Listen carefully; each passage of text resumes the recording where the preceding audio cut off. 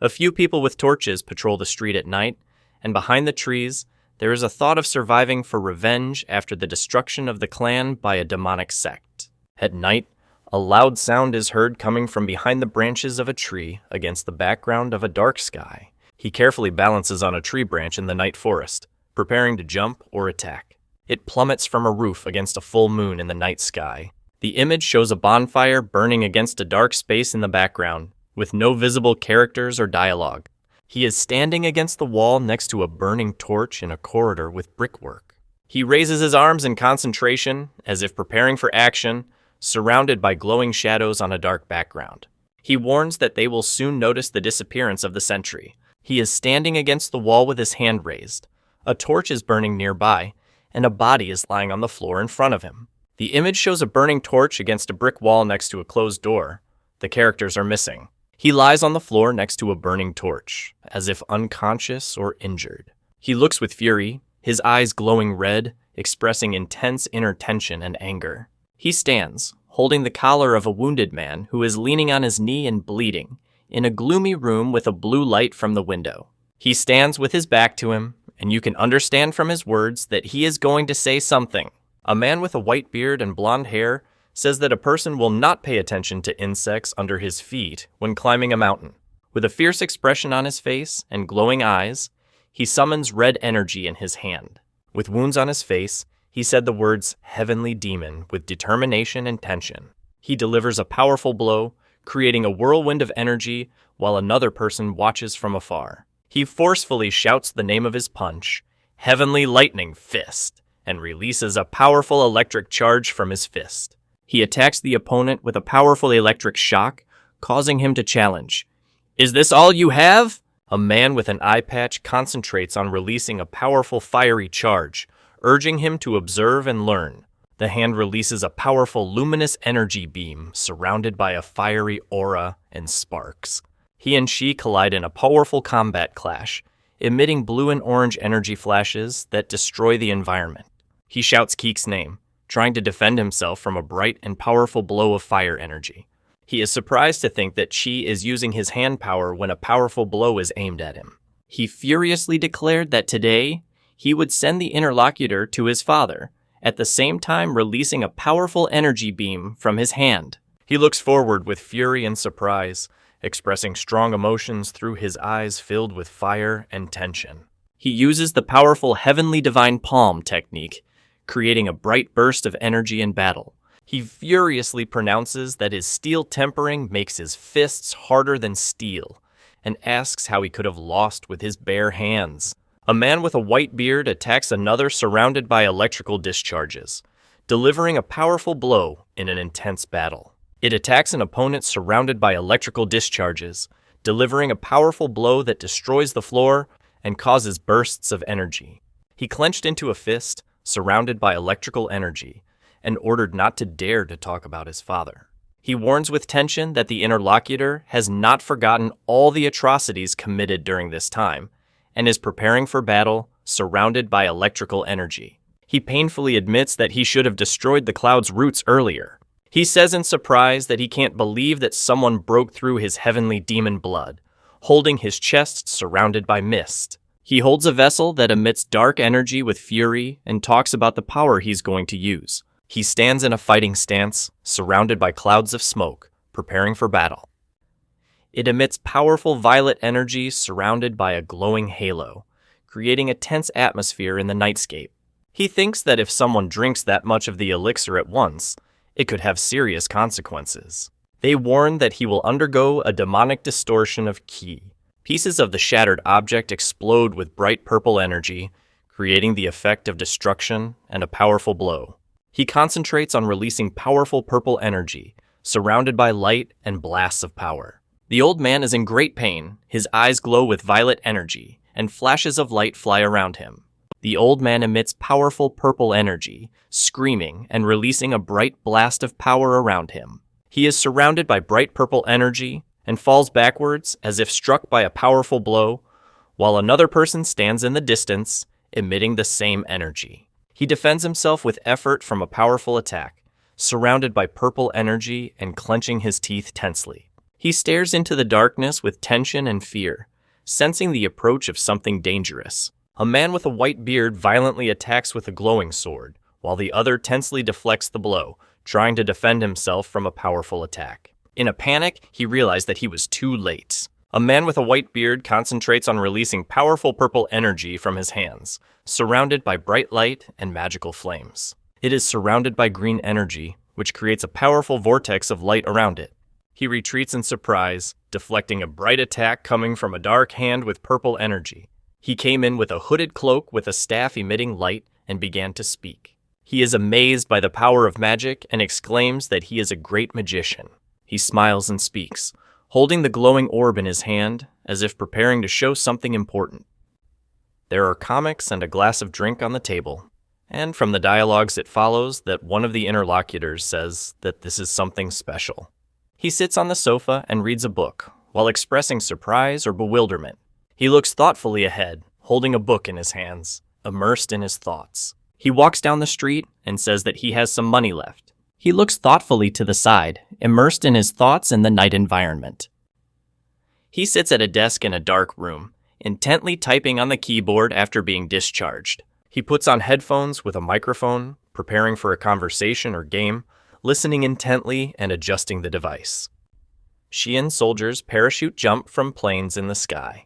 He smiles in a parachute jump, and instructions appear on the screen to collect weapons and kill each other until he is alone. He quickly presses the blue lit button, making a pressing sound.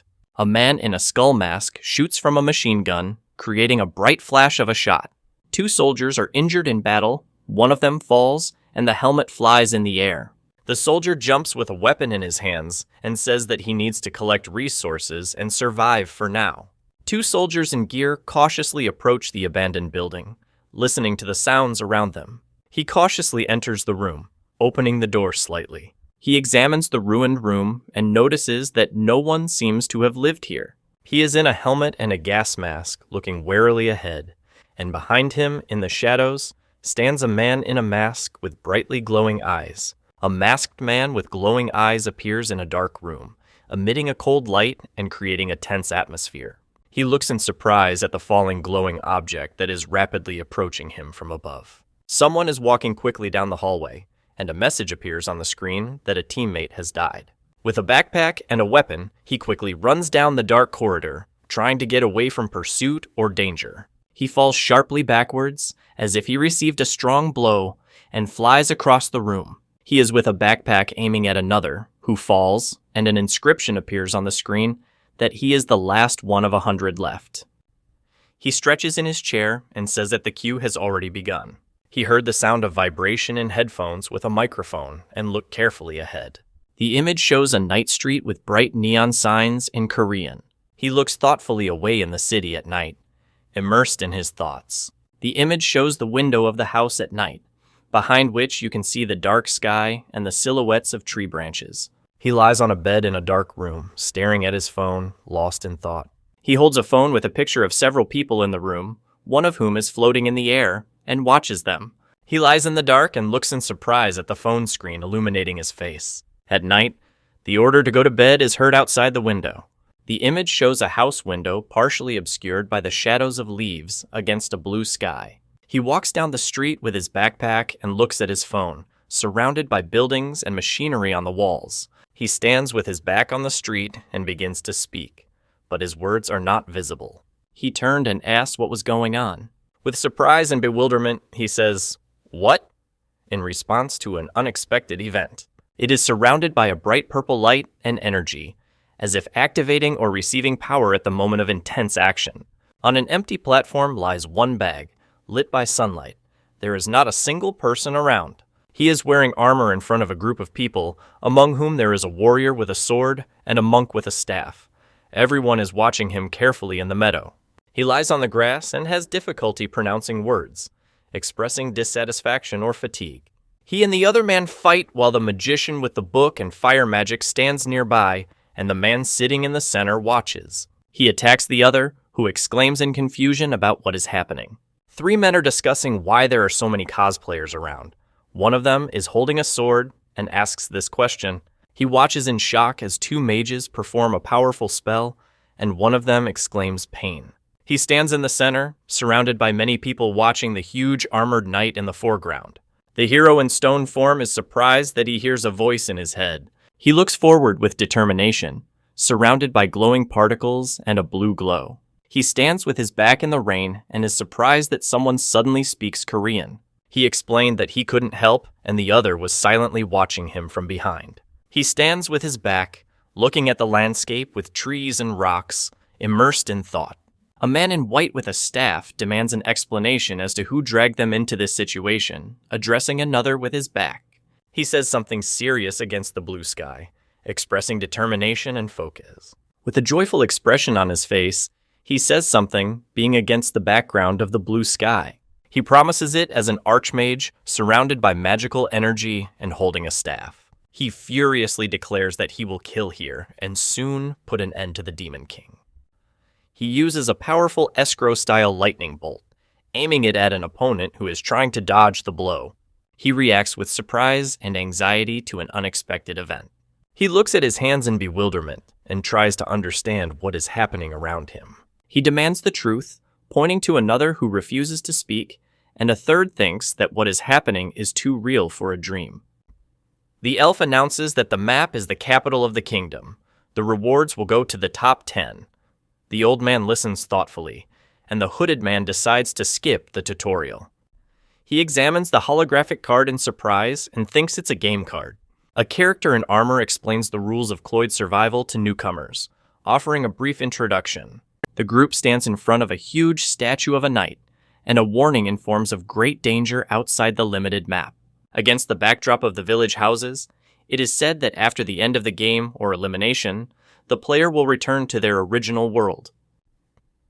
The text states that players who do not make it into the top 90 will not be able to participate in Cloyd's survival again, with a large medieval city shown in the background. A group of characters are standing on the grass, and a voice warns that they will soon be able to descend to the desired location with the help of the Gaze of Argus, and use the items there to enter the top 90. He panics and sweats, realizing that he can't escape.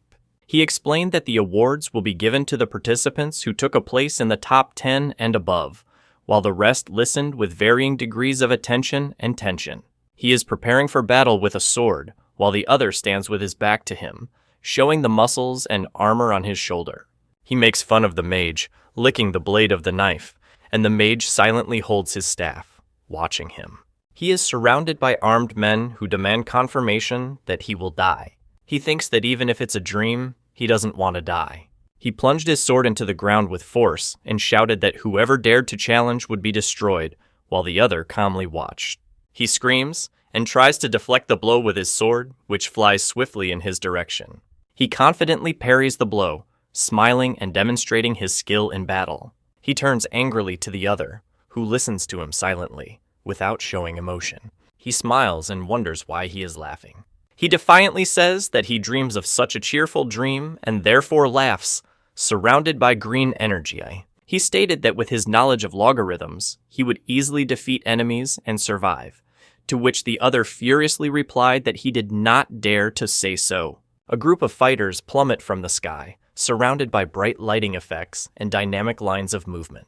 Several characters plummet down, surrounded by bright blue bursts of energy. He watches the creatures descend into crowded places with many objects, noting it in his thoughts. He muses that there are more items in the game in crowded places, but it's better to start with the outskirts for safety.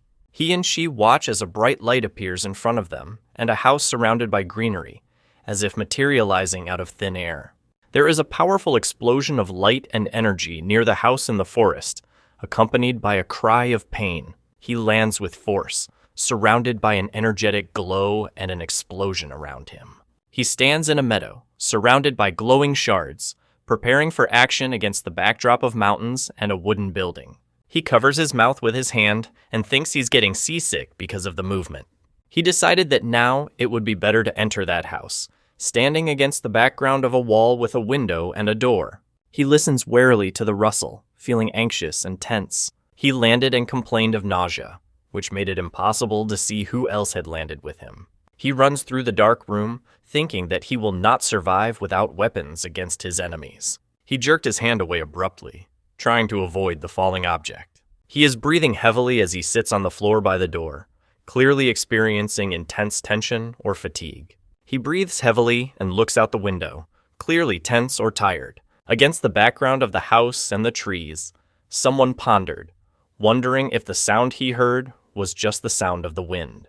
He thought that fortunately he could no longer hear any sounds. He stands in the room and thinks about what they said to take objects where you land. He steps on the hand of another person who is lying on the floor. He holds a heavy crossbow in surprise. An inscription appears above his head about receiving weapons. He takes the arrows and thinks it's still better than nothing. He stands on the floor, resting his feet on a wooden object with a sharp tip that trembles. He aims his rifle, expressing concentration and surprise at what is happening. It delivers a powerful blow to the floor, causing a bright flash and destruction all around. He sits there and says, "Whoa," in surprise. The arrow accurately hit the target, causing an explosion and scattering of fragments. With a slight smile and beads of sweat on his face, he says something, looking to the side, against the background of glowing particles. He stands by a wooden house and looks thoughtfully ahead, holding a belt with a buckle in his hands. He walks through the village with a bow and quiver on his back, heading towards the houses against the background of greenery and sunny skies. He runs quickly with a crossbow in his hands, preparing to shoot against the background of the forest and stones. He aims his bow, aiming an arrow at the target, intently preparing for the shot. He stands at the door with a crossbow in his hands and looks around warily when he notices a glowing scroll on the table. He places a glowing scroll on the table, preparing to show or tell something important. He tightly grips the scroll, which glows blue against the background of the wooden floor. He looks at the glowing holographic screen in amazement, holding an object in his hand, and tries to understand its meaning.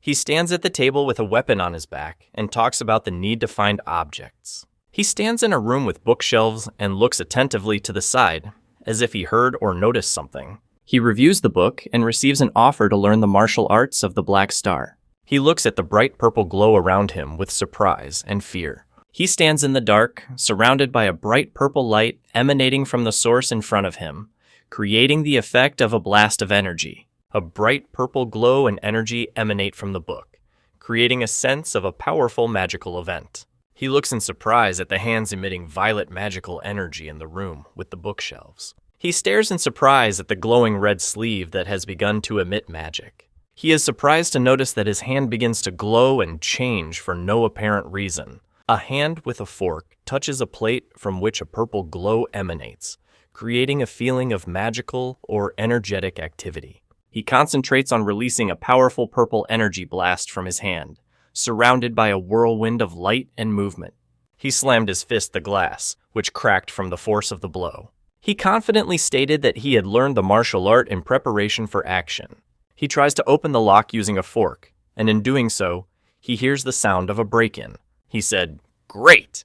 with a smile, holding a fork in his hand and standing in a room with warm lighting. He stands in a room with books and thinks that if there are books on martial arts, then there must be magic books, and 2 games are the same for him. He says he can't let anyone die, even if it costs him his life. He runs through the village at night with a gun, remembering that the sun had already risen while he was working on the farm. He notices with a bow that only in this house is the light on. He looks thoughtfully at the sky and thinks that there is a rare object hidden here. He looks up in surprise and anxiety, feeling the tension and sweat on his face. He aims his crossbow, preparing to fire in the dark, holding his weapon with concentration and pulling the bowstring. He reflects on the possibility of someone in the room as he looks at the ceiling with the chandelier and the light. He stands against the wall with a crossbow and thinks that he does not hear anything from the first floor. He looks tensely out from behind the door in a bright room covered in scratches and sweat. He thinks that even if the opponent is a professional, he may have a chance to win. The image shows a glowing lantern in a dark room. The characters are missing. He asks with a gun if this is a trap, standing in a room with wooden furniture by the light of a lamp. In a room with a wooden door and a lamp on the bedside table, someone's voice is heard. He sharply delivers a powerful kick while holding a long weapon in his hands. He takes the plunge in a lighted room with a bed and large windows. He looks around tensely, feeling the approaching danger and inner excitement. He thinks doubtfully about what is happening, being in a room with wooden furniture and candles on a shelf. He knelt at the door with a bright light and said that he would put on a show alone, holding a crossbow on the floor. He breathed a sigh of relief and thought that no one had been here before. He carefully examines the glowing ring, which increases the wearer's strength by 20 when put on. He stands with his back to the ring and looks at the luminous figure in the glass container. He exclaimed in surprise, noticing something unexpected and brightly glowing in his hand. He turned to the light and raised his hand as if to say or show something. He stands by the window with a bow on his back and looks at the light, making a soft sound. He smiles and says that he wants to say something, holding a ring and a weapon in his hands. He looks at his intertwined hands with rings, illuminated by a soft light. He stands in front of a holographic screen, studying the data with his hand raised near his face. He looks intently at the glowing screen and begins to speak, asking a question about something that reminds him of something familiar. He creates a glowing purple energy ball from his hand and exclaims, "Whoa!" He watches in amazement the glowing magic ring hovering above his hand. He stands with his back on his shoulder with a crossbow on his shoulder in an empty room with large windows and arches, immersed in thought. He looks intently to the side, holding a knife in his hand, as if preparing for something important. He sits in an empty classroom and ponders, asking a question out loud. He reflects on the strong people in the waiting room, walking in the darkness, and admits that with his level, he won't be able to beat them, but hopes to break into the top 10 by hiding. He stands by the window and thinks that he can distribute points for useful skills. As he did today, he walks through the forest and says that despite the constant movement, he is not tired at all. He reflects on how despite his increased strength, he continues to feel hungry and thirsty, and suggests that survival in Cloyd is similar to reality. He stands in the forest and asks if anyone sees anything edible. He looks frightened at the silhouette of the beast in the forest, hearing its growl. He quickly dodges the blow in the dark forest, concentrating on the enemy. He looks around tensely in the darkness and thinks that he did not hear anything. With a weapon in his hands, he looks frightened at a huge werewolf with red eyes, which growls and prepares to attack in the dark forest. He screams in horror as a huge paw with sharp claws suddenly attacks him from the darkness. The image shows the moment of collision or destruction, where a dark figure interacts with flying debris against a background of blue light. Two huge wolf-like creatures roar in the forest, preparing to attack or defend. He unexpectedly steps on the ground and thinks that this is a PvP game, not expecting to meet monsters here. He is breathing heavily and thinks that if he had known about what was happening, he would have stayed where he was. In a panic, he thinks that it would be shameful to die from the mob, despite his status as a ranker. He was surprised to notice a house in the forest and exclaimed about it. He moves swiftly forward, feeling the powerful gust of wind and the tension of the moment. He is breathing heavily and holding his chest, clearly in pain or fatigue. In a panic, he realizes that danger is approaching him and anxiously thinks that all this is moving in his direction. He listens warily to the growl coming from the darkness outside the door. In the woods near the house, two huge wolf-like creatures roar and grin, making threatening noises. He muses that the creature, constantly sniffing around, is looking for his scent. He prepares for the attack, taking a crossbow in his hands, and resolutely declares that he will start first and urges them to go forward. He aims his crossbow, focusing on his target in the dark. In the night forest near the house, magical energy glows, creating bright light effects among trees and bushes. The monster emits a loud roar against the background of red light and flying fragments. He celebrated the success with delight as he watched the bright explosion of energy around him. He thinks that thanks to the Ring of Power, he can shoot with one hand, and now he has to deal with the last opponent. He looks at something ahead with tension and fear, sweating and with wide eyes. He is horrified to see a huge beast with red eyes and sharp fangs attacking him, letting out a loud roar. He furiously strikes a powerful blow at the enemy, surrounded by blue light and energy. With wounds on his face, he expresses determination and tension, preparing for the upcoming battle or test. He dodges the attack of a huge monster with sharp teeth, destroying everything around him. He deflects a powerful attack from a huge monster that is rapidly attacking him. He delivers a powerful spear blow to the red-eyed monster, piercing its body in an intense fight. He encounters a huge red-eyed monster that growls and attacks him. He tensely casts the spell Subspace and creates a magical portal on his arm, preparing for action. He battles a huge monster that emits bright blue energy in an intense and fast-paced battle. He says emphatically that he cannot afford to lose, despite the wound on his face and the tense situation around him. He uttered the phrase with contempt, referring to someone as an insignificant subordinate. He stares intensely at the bright blue glow surrounded by flying debris. He screams in despair, surrounded by glowing shards, expressing intense emotion and tension. He slams his foot into the door, trying to open it or break through it. He knelt down and said he couldn't let anyone else touch it.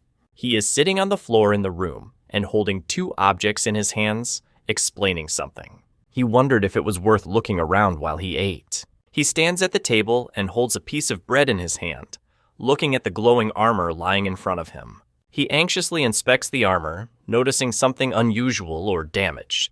He is surprised to notice that the armor automatically adjusts to the user's size.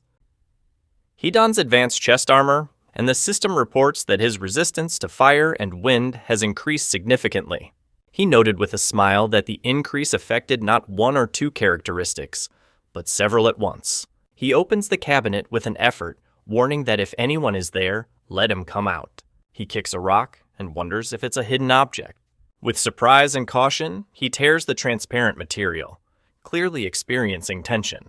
He puts on his cloak, and the system tells him that in the dark he will blend in with his surroundings. He is wearing a hood, smiling and creating magical energy around his raised hand. He hopefully thinks that he will now be able to avoid everyone at night and considers this item to be the best for survival, while there are two men in the background.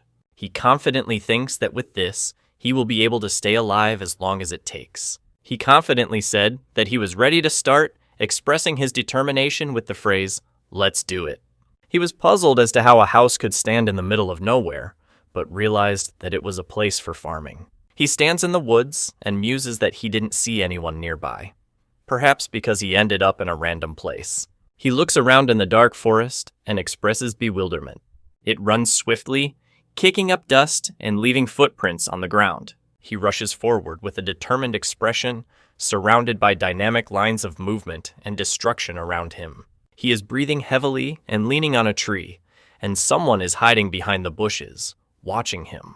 He is wearing a cloak with a hood, hiding behind a tree in the forest, holding a decorated bow and carefully examining the surroundings. He breathes heavily and walks through the forest in the dark, trying to catch his breath. He realizes that he is not a person, but just a game, trying to convince himself of this. He tensely pulls the bowstring of the crossbow and inwardly scolds himself for hesitating, demanding to shoot immediately. The image shows the inscription, "X-Grows Flame," against a background of luminous lines that create a flame effect. At the last moment, he dodged a powerful explosion of fire that suddenly erupted in front of him. Against the background of the forest at night, two watch as a man on fire screams in pain. He watches the fire in the forest, hiding in the shade of the trees. He looks at something anxiously, beads of sweat running down his face, expressing fright and tension. He thinks that since they are not a corpse, but only a chest, then they are definitely in the game. He muses that the container must contain another person's belongings, but wonders where the fire came from. He creates a magical fire in his hand, while another with a sword expresses wariness in the forest. He is wearing a hood and looks anxiously at the man standing in front of him, who has suddenly covered his mouth with his hand. He hides behind a tree and is surprised that the stranger passed by without noticing him, while admiring his cloak. He looks thoughtfully into the chest and reflects that the deceased was a gambler like him, and now he can become the next victim of the hunter. He intensely thinks that if he hesitates, someone will kill him and take a higher place. He holds the glowing crystal with a smile and seems to be preparing to do something with it. He is horrified to notice a powerful explosion behind him, which causes a violent flash and destruction. He thought that he shouldn't have made so much fuss about the player. He abruptly draws his sword, which instantly collapses upon touch, causing a powerful blast of energy around him. He is worried and thinks that his barrier will break if the situation continues like this. He looks ahead with a resolute expression against the background of the forest, intently preparing for the upcoming event. He gritted his teeth and said, "You..." He unleashes a powerful punch, accompanied by an explosion and the sound of "Strike!" He shouts in the forest, demanding to stop hiding and show himself, sword at the ready. The image shows a dagger flying at high speed, surrounded by an energy glow. He suddenly attacks with a sword, and the other reacts with surprise and anxiety to his movement. With a sword in his hand, he is surrounded by bright blue energy, preparing for a powerful attack or defense. He looks intensely ahead, sweating and clenching his teeth, as if he is preparing for a serious test or battle. He abruptly dodged, avoiding the blow, and blue energy flashed around him. He releases a powerful fiery charge with effort, expressing determination and tension in battle. He stands with a knife stuck in his forehead and looks with pain and horror, blood running down his face against the blue light. He was stabbed in the forehead and abruptly flew back, experiencing severe pain. It stands in the center of a glowing circle and deflects the attack of a dark creature with many eyes and tentacles. He looks at the glowing portal in amazement and tries to understand what is happening around him. Two chests, one open, are surrounded by bright blue bursts of energy. He walked over to the glowing chest in the forest and began to say that he could now use the artifact he had found. He obtains items, gloves, a sword, and a scroll. In the forest, accompanied by a notification of receipt. He carefully examines the gold necklace, which symbolizes belonging to the Escrow Magical Society. He listens thoughtfully when a glowing red spirit appears beside him, making sounds. He holds a glowing ball with mysterious symbols in his hands, emitting powerful energy. He studies the magic ball and thinks that after using it, he can master the magic of this circle. With a tense expression on his face, he rushes forward, trying to grab something or someone. He smiles as he holds the mysterious artifact in his hand and looks at it with interest in the forest. He decides to put the remaining items in the inventory and check them in a safer place. He thinks that he needs to find a place where he can use the circle stone. Standing at the gate, he noted to himself that this place looked good. He sits on the floor in the room and looks at the glowing ball, holding a tablet in his hands. He is in panic and tension, sweating and looking with horror as if he has realized something terrible. Against the background of a colorful sunset, the roof of the house with wooden elements and windows is shown.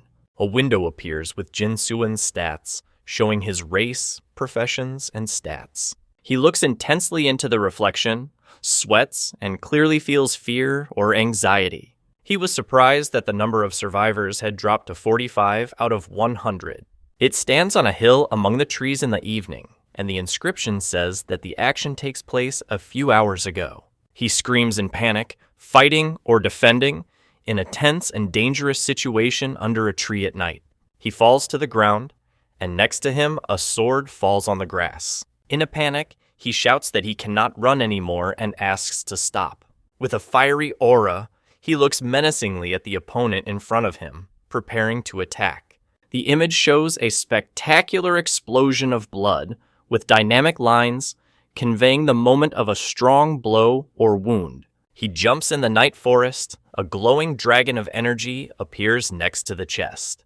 The image shows a house against the background of the bright sun and a blue sky with trees, with no visible characters. He stares intently at the holographic screen, trying to understand the information, and a drop of sweat runs down his face. He thought about the reward promised to those who reached a certain rank and wondered what it would be. He speculates that his assumption has to do with money and objects, but wonders if the skills and things he learned here can be used in the real world. He stands against the wall in the room and says to himself in disbelief, "Seriously?" He asks in surprise and alarm if it is mana.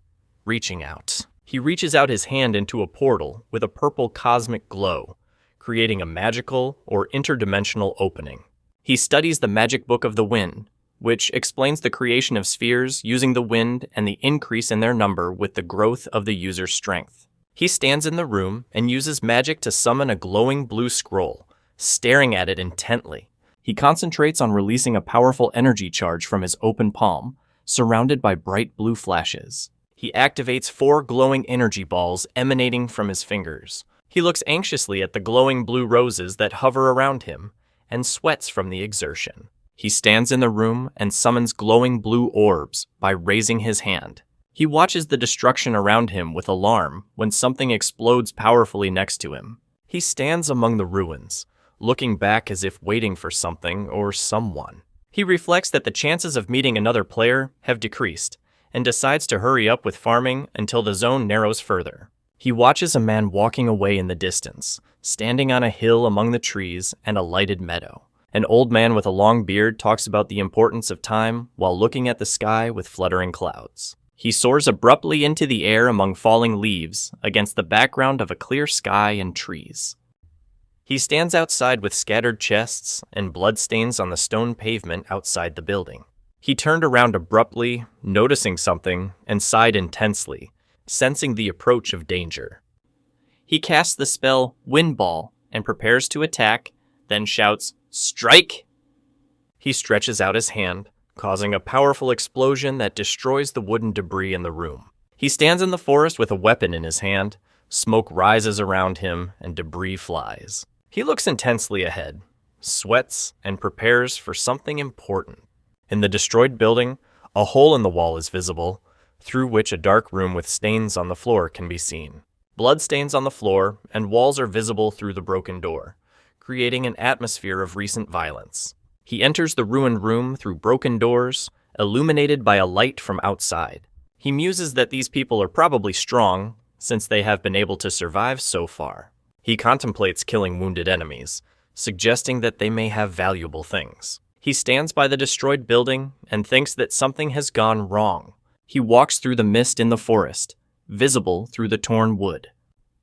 Through the destroyed door, you can see a foggy forest space, creating an atmosphere of mystery and expectation. He looks anxiously at the destroyed door and tries to understand if someone left through it. He is in armor with a sword in his hand, standing on a dais and tensely looking ahead, preparing for a battle or an important event. He is on his knees by the open chest, carefully looking for something in it. He is horrified to see a sharp object stabbed into him, causing severe pain and shock. He looks ahead in horror, his nose is bleeding, and he is clearly shocked by what is happening. The arrow pierces the air against the bright sky and the silhouette of the building, creating a sense of rapid movement and a tense moment. He is hooded and aims his crossbow at an abandoned courtyard with a burning chest, expressing gratitude.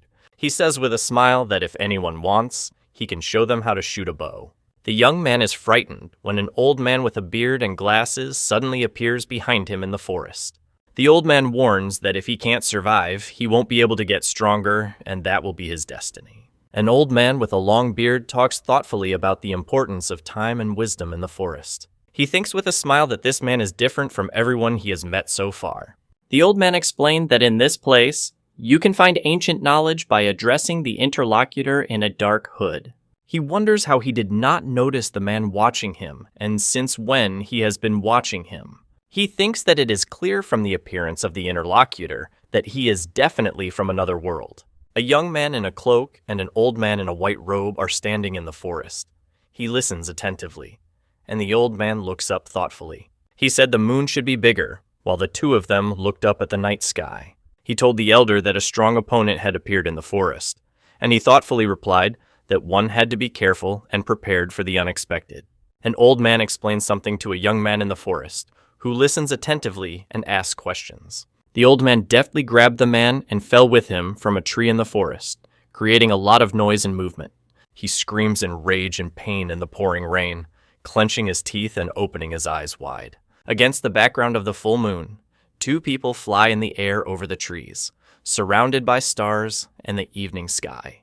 The old man said that it was safe here, and the young man was surprised that he was put on a tree. He notices that the old man has been watching him for a long time, and thinks to himself how long the old man has been watching him.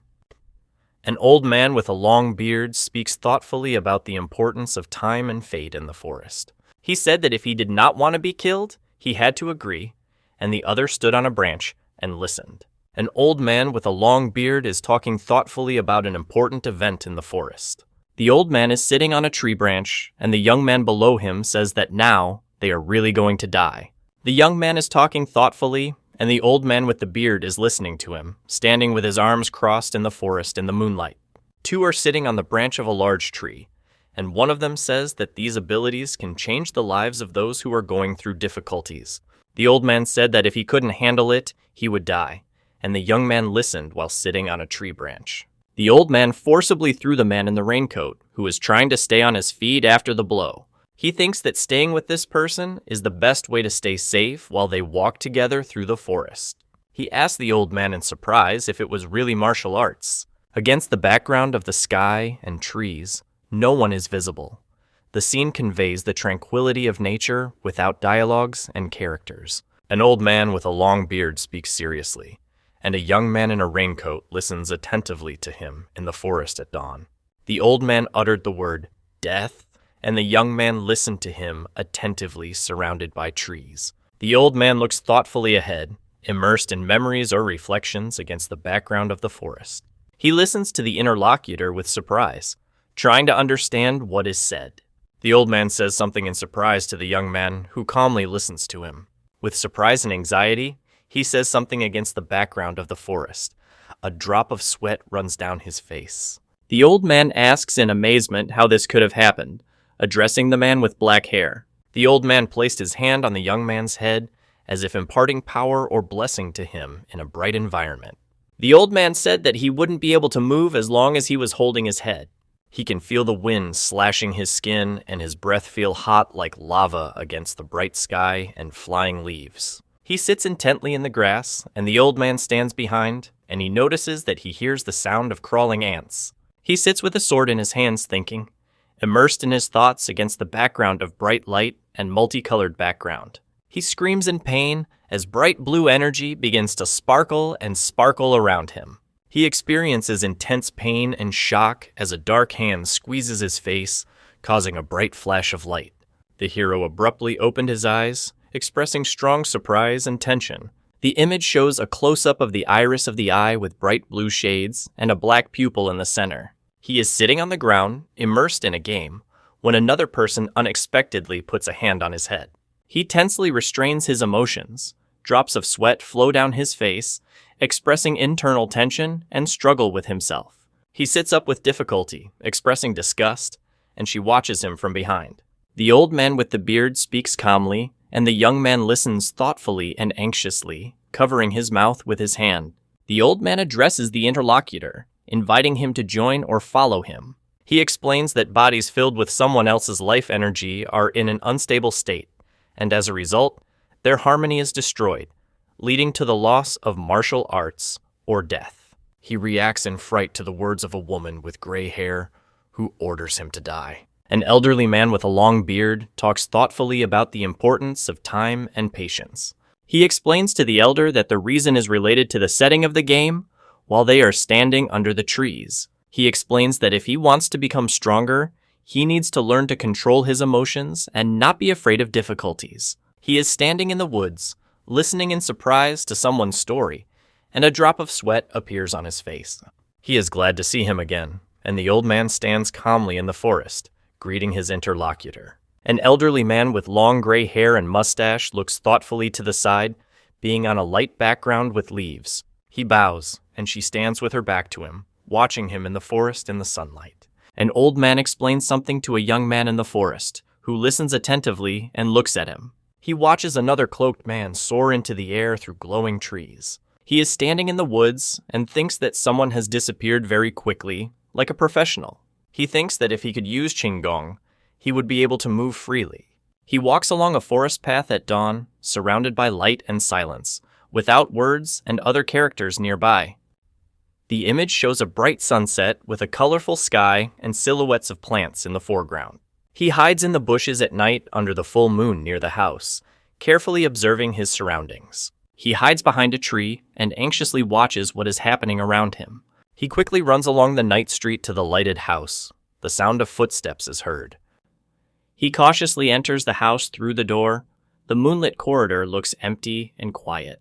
He carefully holds the crossbow, listening to the sounds around him in a dark room with a window. At night, the sound of hitting the roof of a house against the background of the starry sky is heard. He lies on the floor with his arms outstretched, and the system reports that he has received a scroll of healing and jerky. He lies and remembers that he did not sleep all night because he talked to the leader. He lies in bed and says that he is very tired while others are sleeping.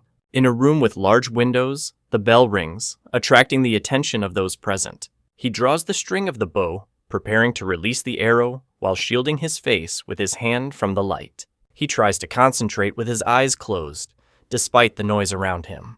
He looks forward with anxiety and fright, sensing the impending danger. He lies on the floor under a transparent blanket and looks anxiously ahead, illuminated by the light from the window. He notices that the sun is already high and regrets sleeping for so long.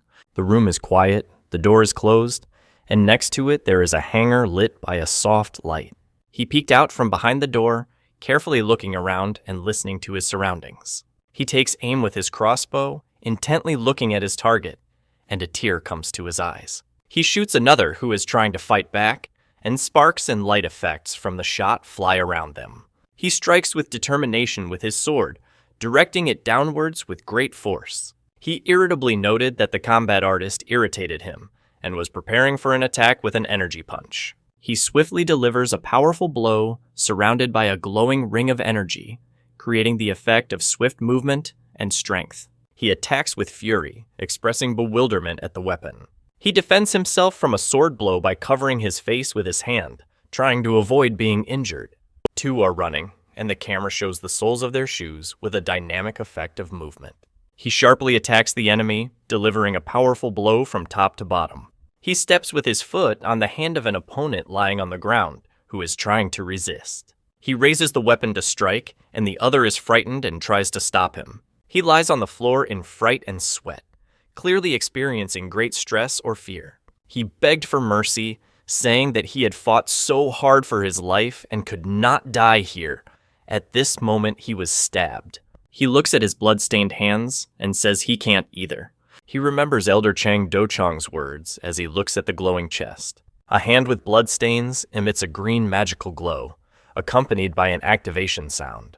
He is surprised and asks if this is called life force. He looks at his hand covered in green light and seems to be studying the magical power emanating from it. He stands in the rays of light, his silhouette shrouded in a bright glow, creating an atmosphere of mystery and power. He struggles to restrain the power that overwhelms him, and someone wonders, asking if this is real inner energy. He stands with his hands raised with dirty fingers and thinks about what is happening. He is horrified to talk about how someone killed everyone who was with him. He stares into the reflection, smiling and clenching his fist, showing determination despite the dirt and wounds. It interacts with a bright holographic screen in a room lit by sunlight through a window. The screen displays information about 23 survivors out of 100, as well as a message that Jin Seo-woon was killed by a headshot with an arrow. He watches in horror as blood flows from his nose. He falls to the ground with horror on his face, glowing energy bursting out of his chest. On the stone pavement lies a closed wooden chest surrounded by glowing blue threads of energy. He looks in shock at his hand, stained with black liquid, and a crumbling box glows on the ground nearby. He walks down the street of a medieval city, pointing to a glowing holographic screen in front of him. He stands against the wall with a dirty face and looks away, as if thinking about something important.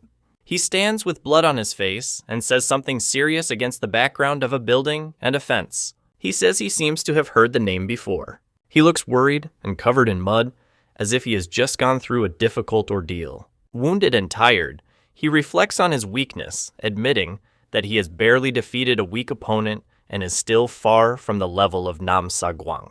He thinks he should hurry up with the farm and leave before the restricted area gets even smaller. He walks down the pavement and muses that if the opponents had elixirs or rare items, they wouldn't lose to him so easily. A wolf with red glowing eyes roars as he prepares to attack in the forest. It releases a powerful beam of energy, creating a blast of light and energy. He aims his crossbow at the bags on the ground, which begin to glow and make sounds.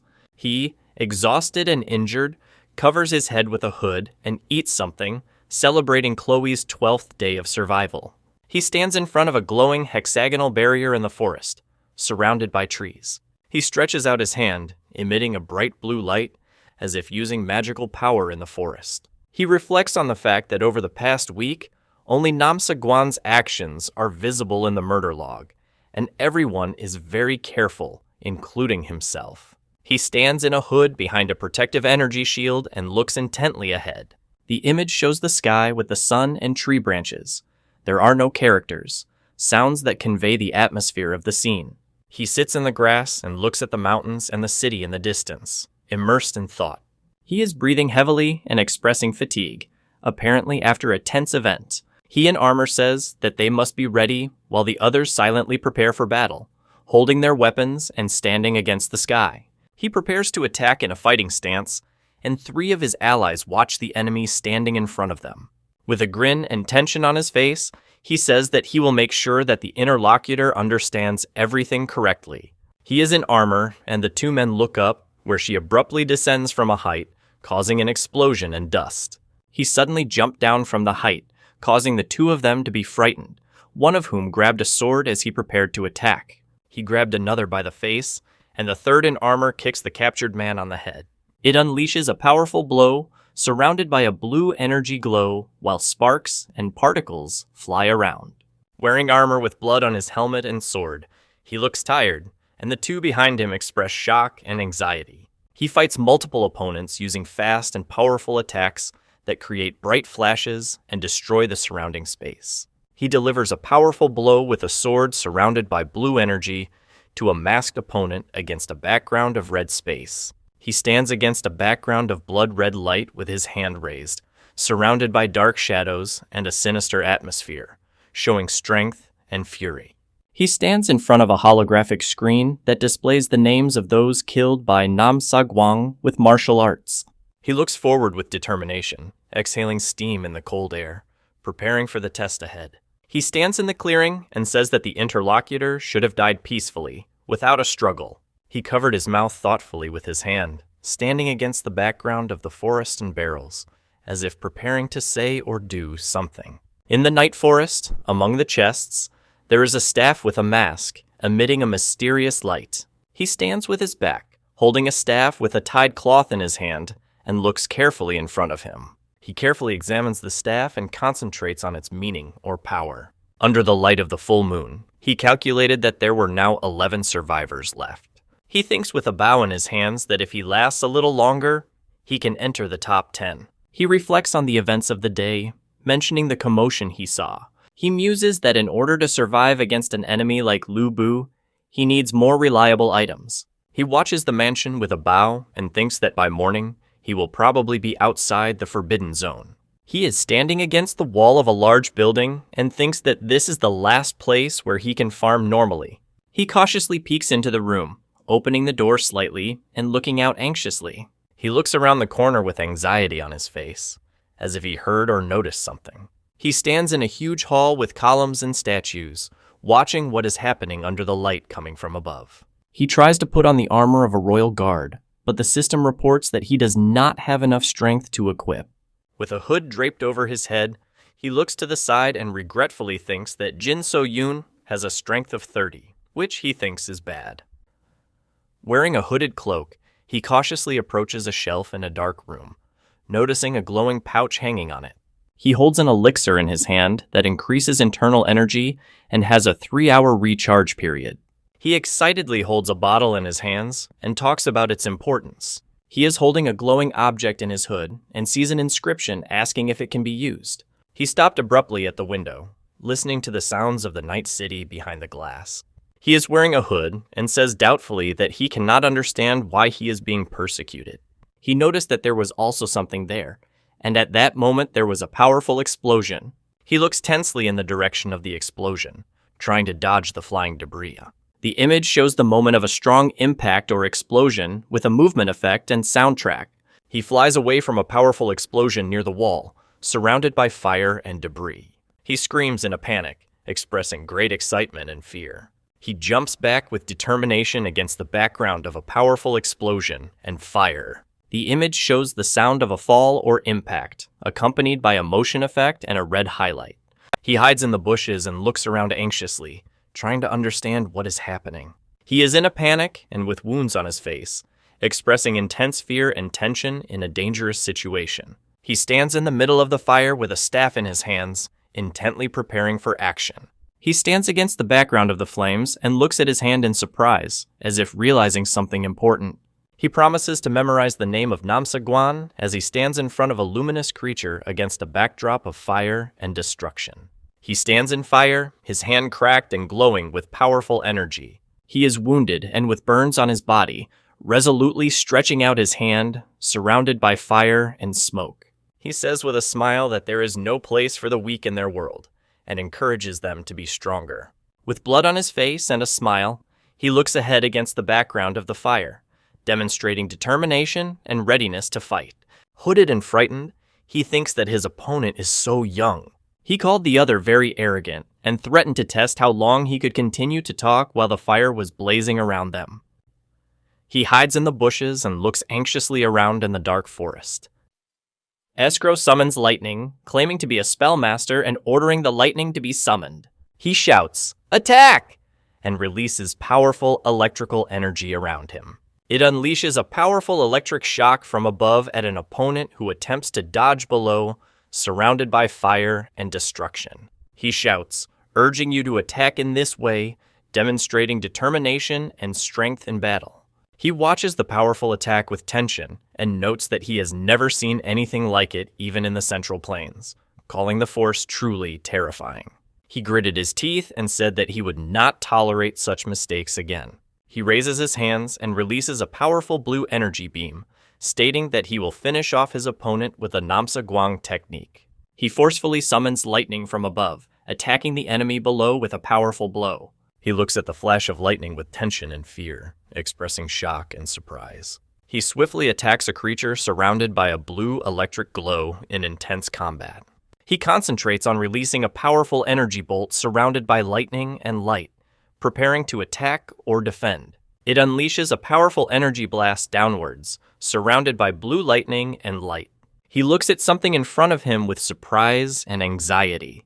With his staff, he parries the attack of another who is trying to strike, and magical energy sparkles between them against the night sky. He resolutely releases a powerful energy bolt from his hand, surrounded by a bright blue light and a tense combat atmosphere. He deflects the sword blow with tension, looking intently at his opponent. He delivers a powerful blow with his staff to an opponent who tries to defend himself, but takes heavy damage. He is shocked and injured, trying to understand what is happening around him.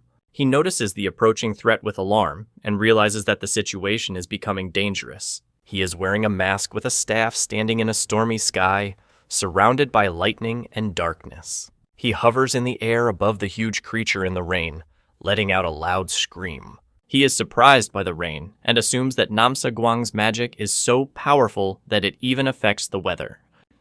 He stands in the rain, his hair and clothes getting wet, creating a gloomy atmosphere. He shouts the name Namsa Guang on a rainy night, clutching his staff and expressing strong emotions. He screams in pain and tries to get up in the pouring rain in the dark forest. He smiles in the rain and says that next time will be different. At night, in the pouring rain, the moonlit mountains and forest create a gloomy atmosphere. He is hooded watching her as she stands on the bushes in the pouring rain at night.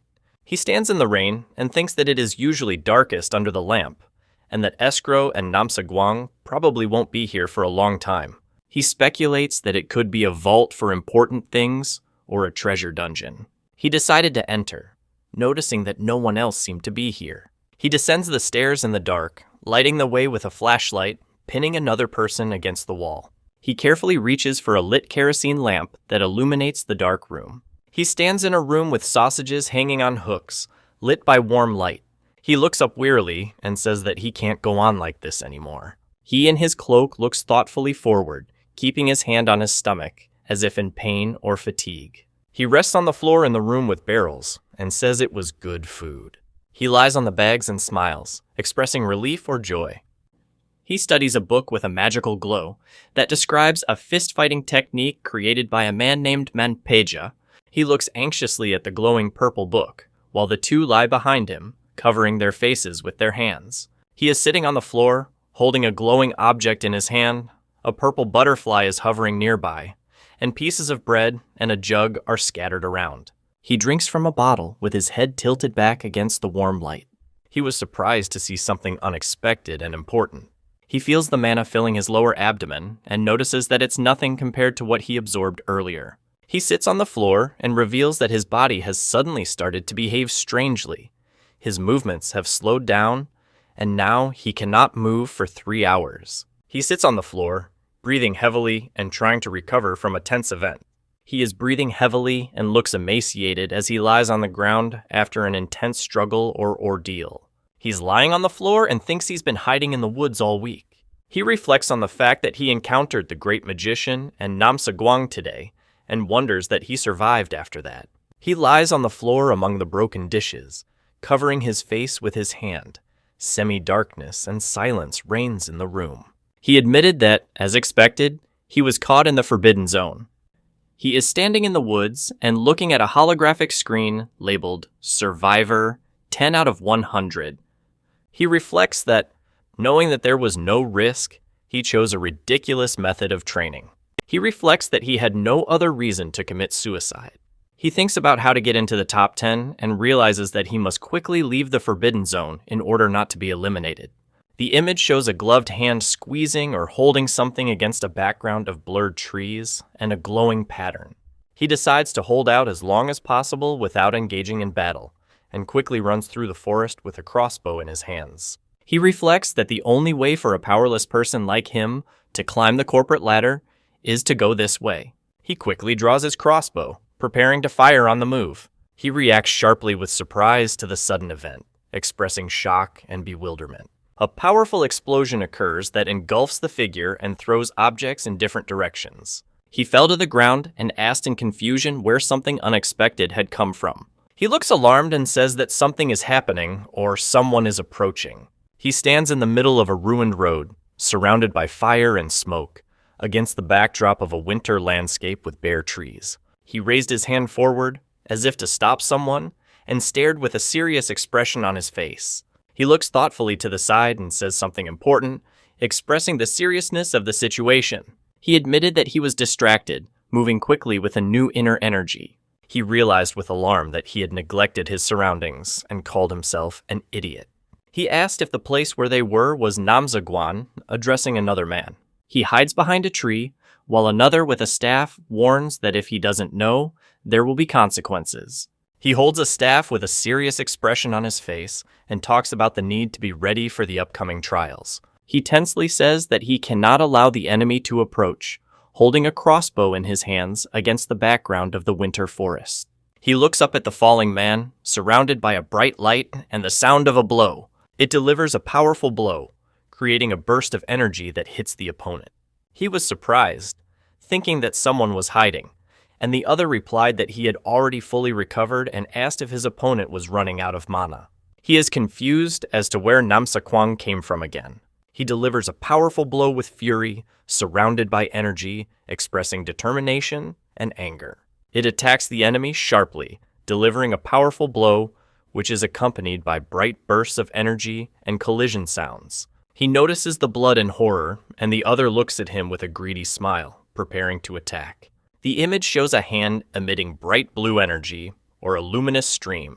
He says with a smile that he shows it for the first time and asks to consider it an honor for the Archmage, while the other has a hand with magical energy. He delivers a powerful blow, wounding the opponent, who screams in pain and blood. He holds his hand to his throat with blood in his mouth, clearly in pain and tension. He confidently says that he can defeat anyone by showing a glowing sword in his hand. He ponders whether Namsaguang's appearance is a stroke of luck as he watches the two figures in the forest. In a hood, with fright and tension on his face, he notices something unexpected. He receives a strong blow that causes blood and glowing shards to spurt out of his body. He attacks, and the opponent, with a cry of "Kyok!"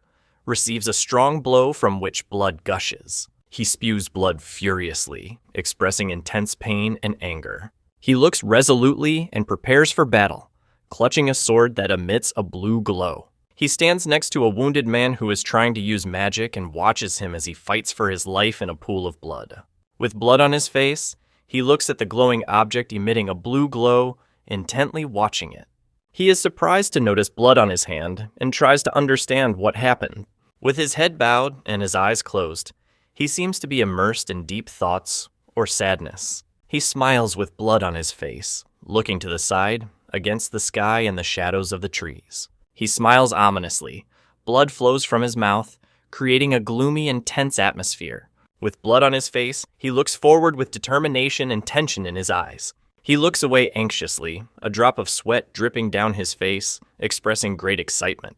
Noticing something strange, he anxiously asks himself what it could be. A powerful explosion occurs with bright fiery light and smoke, with no visible characters. He watches a fiery meteor fall and is surprised by its appearance. He falls down with an expression of pain on his face, surrounded by fire and red flashes. He stands in the fire with a determined expression on his face, surrounded by the explosion and flaming debris. He lowers his head, then the spell Armageddon sounds, after which an explosion occurs, and the wounded man in a rage calls his opponent mad. He falls, surrounded by the explosion, and regrets not escaping earlier. The chest is on the ground, bright light flashes around it and sparks fly, creating the feeling of a sudden explosion or magical event. Against the background of fire and explosions, dynamic action takes place with intense traffic and sound effects. The image shows a powerful explosion with flying fragments and bright light. He watches a powerful explosion against the background of the sunset, standing by a tree among the bushes. He says something with confidence, his mouth open against the warm light. He has difficulty pronouncing the sound while under the rubble in the dust and smoke. He squeezes the hand of another lying on the ground in a moment of intense struggle or support. He lies on the ground and releases a glowing purple energy ball from his hand. He clenches his teeth with effort, holding the glowing shard in his hand despite the pain and fatigue. He crawls on the rocky ground, trying to get up after falling. He, despite being healed, says that the pain is still intense, clutching the glowing energy in his hand. He stands in a cloak, surrounded by glowing air, as if preparing for an important action. He thinks that he must survive using the healing scrolls he has accumulated. He stands with his back and raises his hand when the bell rings. He looks anxiously at something in front of him, clearly worried about what is happening. He stumbles and tries to stay on his feet in the forest, leaning on a tree. He looks anxiously through the leaves, trying to see something in the forest. He looks ahead with surprise and anxiety, as if he has realized something important and unexpected.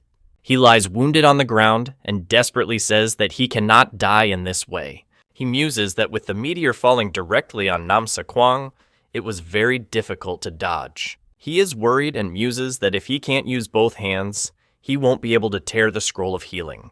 He stands in front of a wounded man who asks to tear something apart for him. He looks up in panic, sensing the approach of danger and sweats intensely. He looks anxious and tense, as if he is trying to understand or comprehend something important.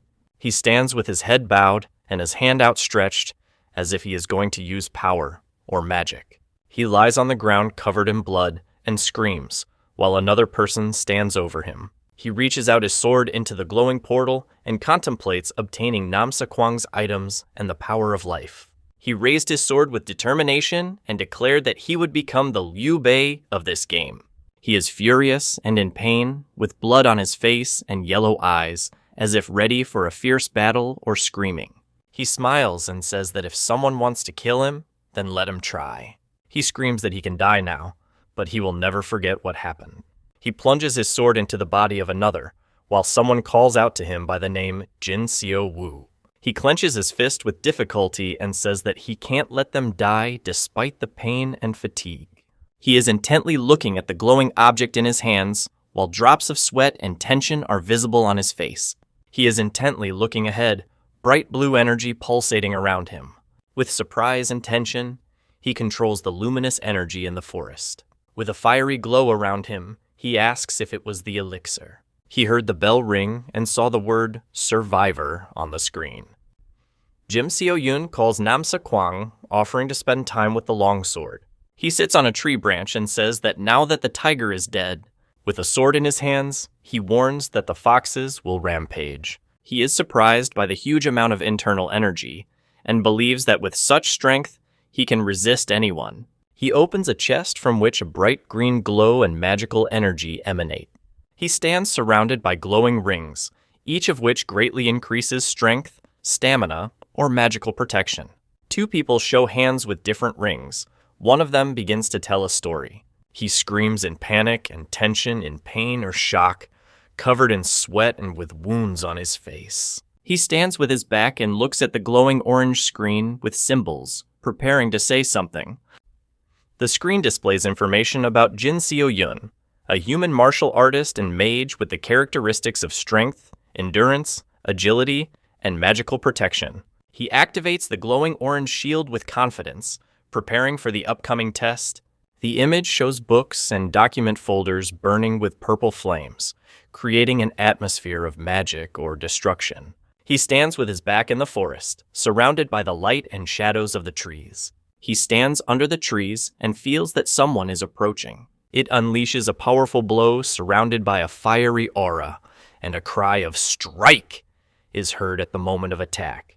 He stands with a staff in his hand in an ice cave while another watches him from the shadows. He concentrates on using magic, creating an energy vortex around himself. He looks at the man with the cane, who is visibly frightened and tries to defend himself. He looks forward, magic is all around him, and an inscription appears about his resistance to magic.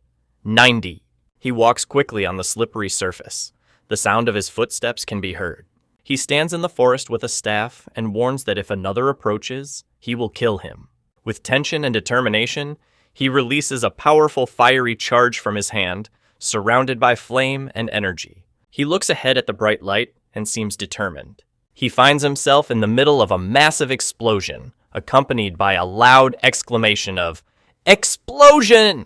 He delivers a powerful blow with his staff, causing a blast of fire and destruction around him. He clenches his fist, surrounded by flames, in concentration, preparing to attack. He says with determination that he is not afraid of death and is ready to fight to the end, surrounded by flames. He delivers a powerful blow to the opponent's neck using the straight severing fist technique.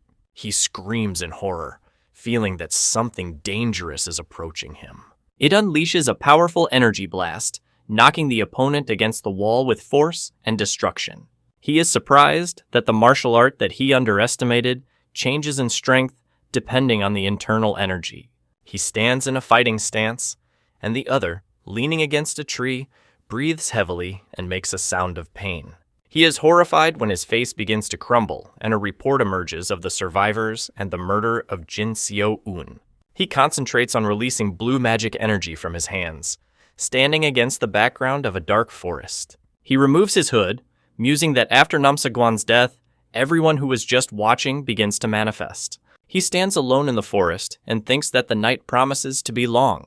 It plummets down, surrounded by explosions and lighting effects that create the feeling of a powerful collision or attack. He thinks that he can now imitate the skill of an elder and thanks him, assuring him that he will definitely win. He climbs a tree at night under the light of the full moon, surrounded by the noise of the forest and falling leaves. He hangs on a tree, shrouded in blue light, as if he is being held by an invisible force.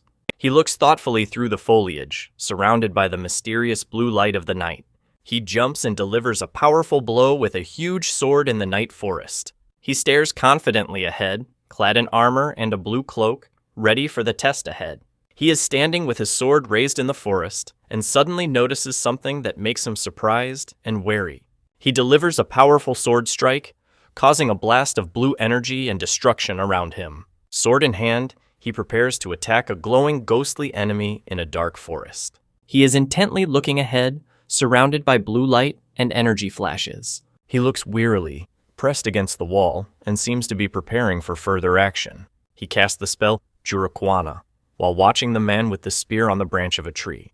He asked with a serious expression if his interlocutor knew. He asks Jurakwana with a sword if his goal is to win this competition. He looks ahead with a smile, expressing confidence and calmness against the blue sky and trees. It rapidly lands on the ground in the forest, causing a strong splash and noise. He introduced himself as Stanko and revealed that he worked as a mercenary in the guild, interacting with another man in the woods. He smiles and says something confidently against the background of the forest. He looks thoughtfully to the side, surrounded by the forest, and prepares to say something. He said with a smile that he should not be underestimated, and she listened with a serious look, without expressing emotion.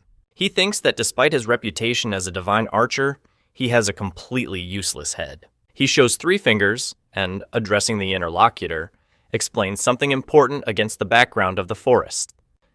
He delivers a powerful sword, slashed to a white-haired opponent, surrounded by bright blue energy and rain. He delivers a powerful blow with his huge sword to the bow-wielding opponent, creating a blast of energy around them.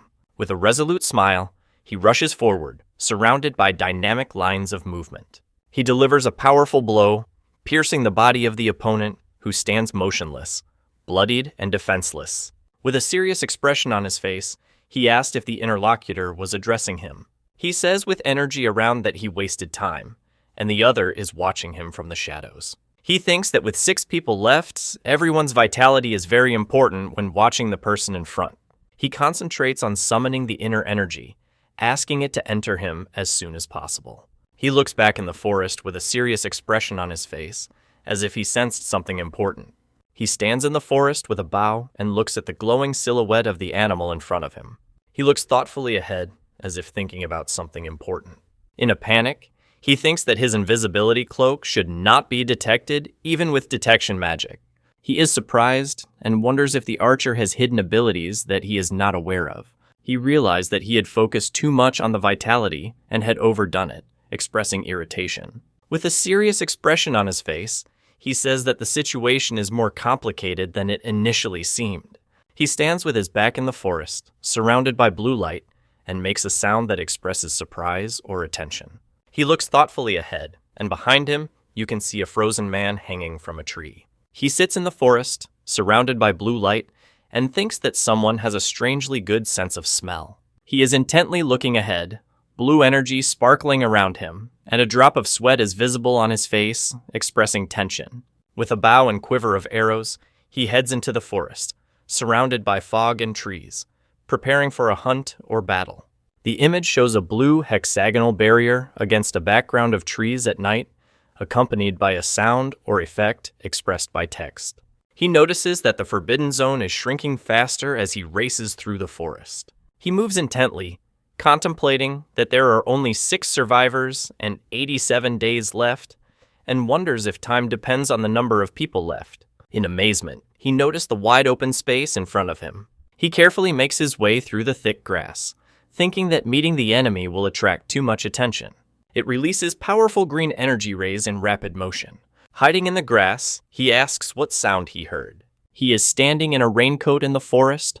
Glowing green objects are rapidly falling around him. He reacts with surprise and anxiety to an unexpected event, expressing strong emotions. The silhouette of the man is surrounded by green energy that explodes and illuminates the wooded area. He dodges bright green bursts of energy surrounded by a blue cloak in a dynamic combat movement. He muses that a magic spell with a precise sight was aimed at him, and wonders how his enemies knew his location if they couldn't see. The image shows glowing green patterns on a dark background, creating an abstract and mysterious atmosphere with no visible characters. A mysterious figure appears, and he warns that it is happening again.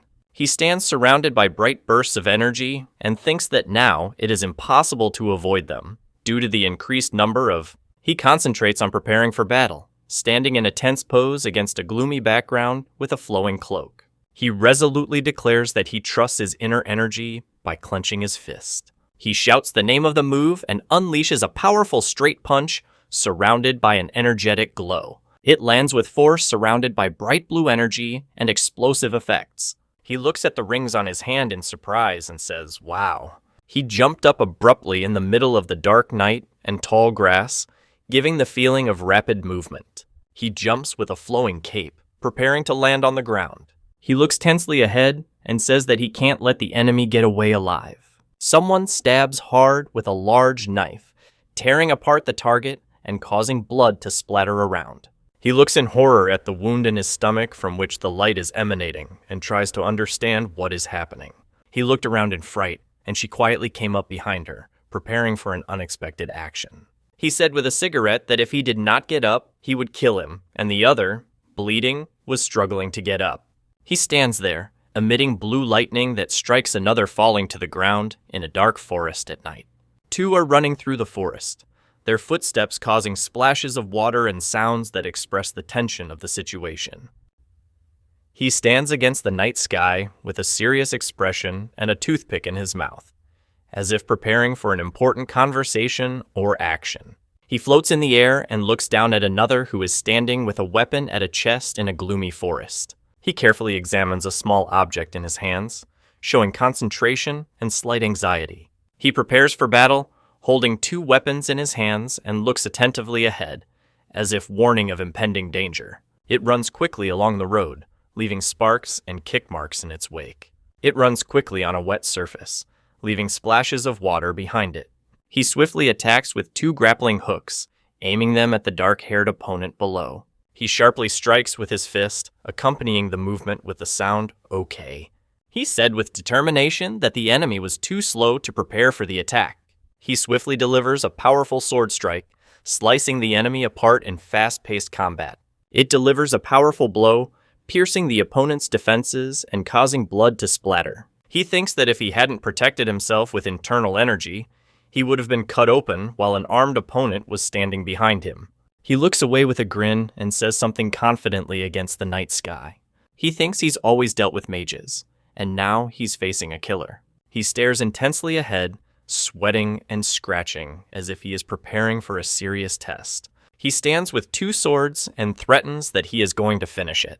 He stands with 2 swords in his hands, surrounded by dark energy, preparing for battle in the night forest.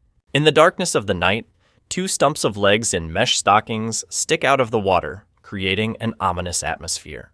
He squeezes his hand with the ring despite the pain, and another person stands behind him, watching the action. He quickly jumps down with a weapon in his hands, preparing to attack. He plummets backwards, expressing shock and pain, accompanied by a loud impact sound. Swords in hand, he abruptly broke through the wall in the night forest, preparing for an unexpected fight.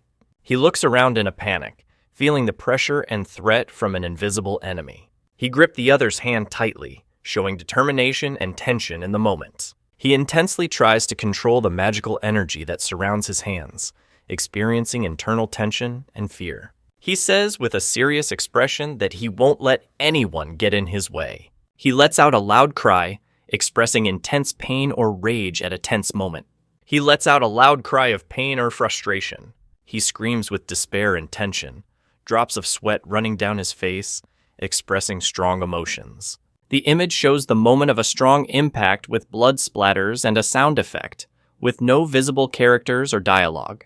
The image shows a moment of violence with blood splatters and the sound of a blow, with no visible characters or dialogue. He breathes heavily and clenches his fists, revealing that Tamarin was killed by Jin Seoyun's sword technique. He carefully examines a scroll surrounded by a mystical blue light in a dark forest. He looks intently at the glowing purple magic volume, holding it in his hand. He holds a purple book emitting purple energy, describing the creation of clones proportional to the internal energy. He reads a book surrounded by luminous inner energy and thinks that it is good that the other does not know how to use it. He reads the book with anxiety and realizes that the situation is still dangerous. He stares in surprise at the glowing sword that suddenly appeared in front of him. He stands at night with a book in his hand, looking at the arrow stuck in the ground in front of him. He is standing in the forest, holding a book in his hand, when a bright blue energy explosion suddenly falls from the sky above him. He marvels at the magic he's never seen before, and asks if it's the archer he's seen before. He stares ahead with tension, a drop of sweat running down his face, expressing anxiety and determination. He concentrates all his inner energy in his fist, preparing for a powerful blow. He concentrates on delivering a powerful punch, surrounded by bright blue energy, accompanied by the spectacular sound, extreme, straight punch. He delivers a powerful blow, piercing the wall with bright energy. He delivers a powerful blow, breaking through the barrier with bright blue energy. It deals a powerful blow that causes a burst of energy and destruction around it. He notices 2 simultaneous attacks and wonders if this is a joint attack. A warrior with a mustache delivers a powerful sword strike, surrounded by glowing energy, aimed at the dark figure below. He landed by slamming the ground with his hand, and blue energy flashed around him, creating wing-like shadows. He is breathing heavily and looks wounded, trying to gather his strength in the gloomy and cold environment. The warrior with the spear declared that the enemy's luck was over, standing in front of 3 people on the rocky shore. Senterki, Girin, and Jurowana are represented with their titles against the night sky. He is in a panic and wonders what he should do now. He stands below, watching as two people on a rock prepare for battle, one surrounded by flames and the other drawing a bow. He talks about how he was close to the goal, but now realizes that the fastest way to destroy the team is to make them betray each other. With a serious expression on his face, he thinks that he cannot understand the interests of strangers. It jumps on rocks in the dark forest, creating a sound when it lands. He listens with a serious look as the other says with a smirk that his plan will work. He put on his hood and thought that this was not a planned association. He is in a raincoat hiding in the reeds, and the two men are discussing whether he stole someone's stealth. He concentrates on releasing a bright light from his palm, surrounded by energy flashes. He turned around abruptly and asked in amazement what was happening. One of them creates a bright light, stating that now the darkness will not help hide, and the other notes that the enemy is smarter than he thought. He is surprised, thinking that the cloak of invisibility method is possible, but has weaknesses, as it only works in the dark. He stands in a fighting stance in front of a masked creature, preparing for battle against the backdrop of a tall grass fields. He says with a smirk that things are about to change, showing confidence and threat in his voice. It summons a powerful attack called Chaos Blade, and unleashes a vortex of dark blades surrounded by purple energy. He thinks that from experience, mages are usually vulnerable in close combat.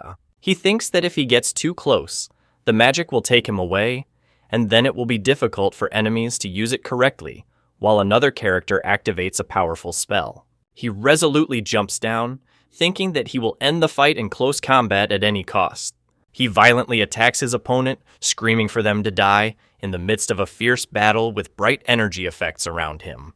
It is surrounded by a vortex of violet energy that destroys the earth around it. It concentrates on circulating internal energy throughout the body to minimize damage during combat. Someone mentally encourages Jin So-yun, urging her to break through and get closer. He is injured and screams in pain, while his cloak of invisibility is damaged and stops working until repaired. With an effort, he notices that the internal energy around the body and even the cloak begin to collapse. He stands with his back to the purple energy vortex and muses that the opponent has probably already been torn apart. The image shows abstract purple and pink luminous lines on a dark background, creating a sense of movement and energy. He looks at something with surprise and anxiety, a drop of sweat running down his face, expressing tension and anxiety. He slashes sharply with his foot, tearing the opponent's shoes apart. He attacks the opponent with a powerful punch, shouting the name of the move, Straight Cut Fist. Covered in blood, with rage on his face, he swiftly delivers a powerful blow, surrounded by violet energy. He threatens that his opponent has no chance of winning and offers to surrender by activating the dead man's Hand of Chaos ability. A hand covered in purple smoke plummets down with a loud sound. He strikes with force, realizing that the opponent is a magician of a completely different level, surrounded by violet energy. He casts the spell Spirit Illusion Steps, while folding his hands in a gesture of prayer in front of him. Under the influence of powerful purple energy, it flies upward, surrounded by flying fragments and light flashes. He is wearing a mask with an expression of shock and tension, moving forward sharply, as if he urgently realized or understood something. He attacks the opponent, who attempts to activate the defense by saying, "Be barrier." It deals a powerful blow to the masked opponent, causing severe bleeding and destruction. With blood on his face, he is distorted in pain, trying to say something important against the background of destruction and blue glow. He delivers a powerful blow, piercing the enemy, and the other watches the fight against the background of a red sky. A man with a mustache and long hair looks forward with a serious expression on his face. He stands on a rock with a bow in his hands and expresses surprise. He says thoughtfully that he cannot afford to make a mistake in this matter. In the image, one man with a mustache looks forward, while the other, covered in blood, stands behind him with an expression of pain. It deals a powerful blow to the enemy, causing a burst of energy and destruction around it. He delivers a powerful blow to the red-cloaked opponent, causing a blast of energy around them. He watches as a powerful blue energy beam hits the ground, causing an explosion and destruction around him. He breathes heavily and stands in the fog by a cliff in the night landscape. He is standing on a rock with a bow, and another, surrounded by smoke, says that he thought he was dead. He breathes heavily and says that he will not give up despite his wounds and fatigue. He smiles and says something calm under the night sky. He stands with his back covered in wounds, surrounded by the cold wind and snow, as if preparing for an upcoming battle or test. He notices with a smile the power that is able to completely destroy the object in his hand, despite the wounds and damage. Covered in blood and wounds, he challenges his opponents, offering to fight alone or together. He says with blood on his face that he regrets that they forced him to give his best. He smiles with blood on his face as something quickly falls next to him. In a panic, he shouts that he needs to act quickly. He delivers a powerful sword blow to the chest of his opponent, who is bloodied and tries to defend himself. With blood on his face and body, he looks down with concentration, holding his hand in front of him as if preparing for the next action. He is wounded and amazed, thinking that the opponent is not a power fighter, but his speed is so great that he can barely feel his chi. He, covered with blood and wounds, gritting his teeth, thinks that he cannot lose and wonders how he has risen so high. He, covered with blood and wounds, resolutely says that he will trust his inner energy and strikes a powerful blow. He is in a panic and sweating, feeling intense tension and fear. He delivers a powerful blow, covered in blood and wounds, in an intense and brutal fight in the pouring rain. He unleashes a powerful punch, shouting the name of the move Black Annihilation Hand. Зрение, пронизывающее противника и вызывающее взрыв энергии. In a rage, he blames someone for injuring his face. Covered in blood and wounds, he strikes with force, surrounded by energy and the tense atmosphere of battle. He stands in the grass, covered in wounds, and makes a hoarse sound as if about to continue the struggle. The man activates the ability Aura Blade, Formless Sword, summoning a glowing sword from the aura. He stands with a sword in his hand, covered in wounds and mud, preparing for battle or after battle. He holds his shoulder with effort, feeling the pain and glowing energy emanating from the wound. He activates the Spirit Illusion Steps technique and rushes forward, leaving trails of movement in his wake. He concentrates on preparing for battle, surrounded by many of his spears, all covered in blood and moving intensely. A man with wounds shoots a gun at 3 wounded people standing in front of him. He says that he cannot let the other become stronger, and he, despite his wounds, is ready to fight on. He is at the top of the cliff, calling for someone to win quickly and finish it while a few fighters are standing below. He complains of pain in his ear, saying that it hurts a lot and can't stand it. He concentrates on preparing for battle, surrounded by several copies of himself, all covered in mud and looking determined. He stands with a shining sword in his hand, covered in blood and wounds, expressing confidence and strength against the night sky. With blood on his face, he thinks that the maximum duration of Aura Blade is 2 minutes, and he needs to finish it in that time. He delivers a powerful blow sharply, creating a strong wave of energy that tears apart the space around him. 2 fight in a quick fight. 1 kicks the opponent, accompanied by the sound of a blow. A man with green hair delivers a powerful blow, while 3 wounded men rush towards him from different directions. It slams sharply against the surface, making a loud sound. It delivers a powerful blow to the opponent's chest, causing a burst of energy and destruction. He called his opponent a slippery bastard and struck a powerful blow in the fight between them. He is surprised that he does not feel anything in his hand and suspects that there may be a clone in front of him. He looks intensely ahead, sweating and with wounds on his face, preparing for the upcoming battle. He delivers a strong blow to the face of a man with a mustache, from which blood and saliva fly. 2 men, covered in blood and wounds, fight. 1 strikes with a glowing sword, and the other tries to fight back with his hand. He realized that in front of him was the main building. He is breathing heavily and holding on to his neck, covered with blood and wounds, against the night sky and trees. He asked how she felt like a blow from an idea. He breathes heavily and says that he can't fight anymore despite the wounds and blood on his face. He smiles as he watches the 2 clones soar into the sky, showing their strength and unity. 2 men in blood strike blows, and the third jumps to attack them with his foot, accompanying the movement with a scream. He abruptly flies into the glass wall, shattering it into many fragments. 2 wounded men stand on the shattered floor, preparing to attack, while a third delivers a powerful blow from above. He fights using the piercing aura technique, firing a powerful energy shot from the weapon. He delivers a powerful blow from top to bottom on the opponent who is trying to defend himself, and the energy of battle sparkles around them. Covered in wounds, he clutches a glowing sword and prepares for battle against the night sky. He attacks sharply with a shadow, striking at the opponent who is trying to dodge in the night scene.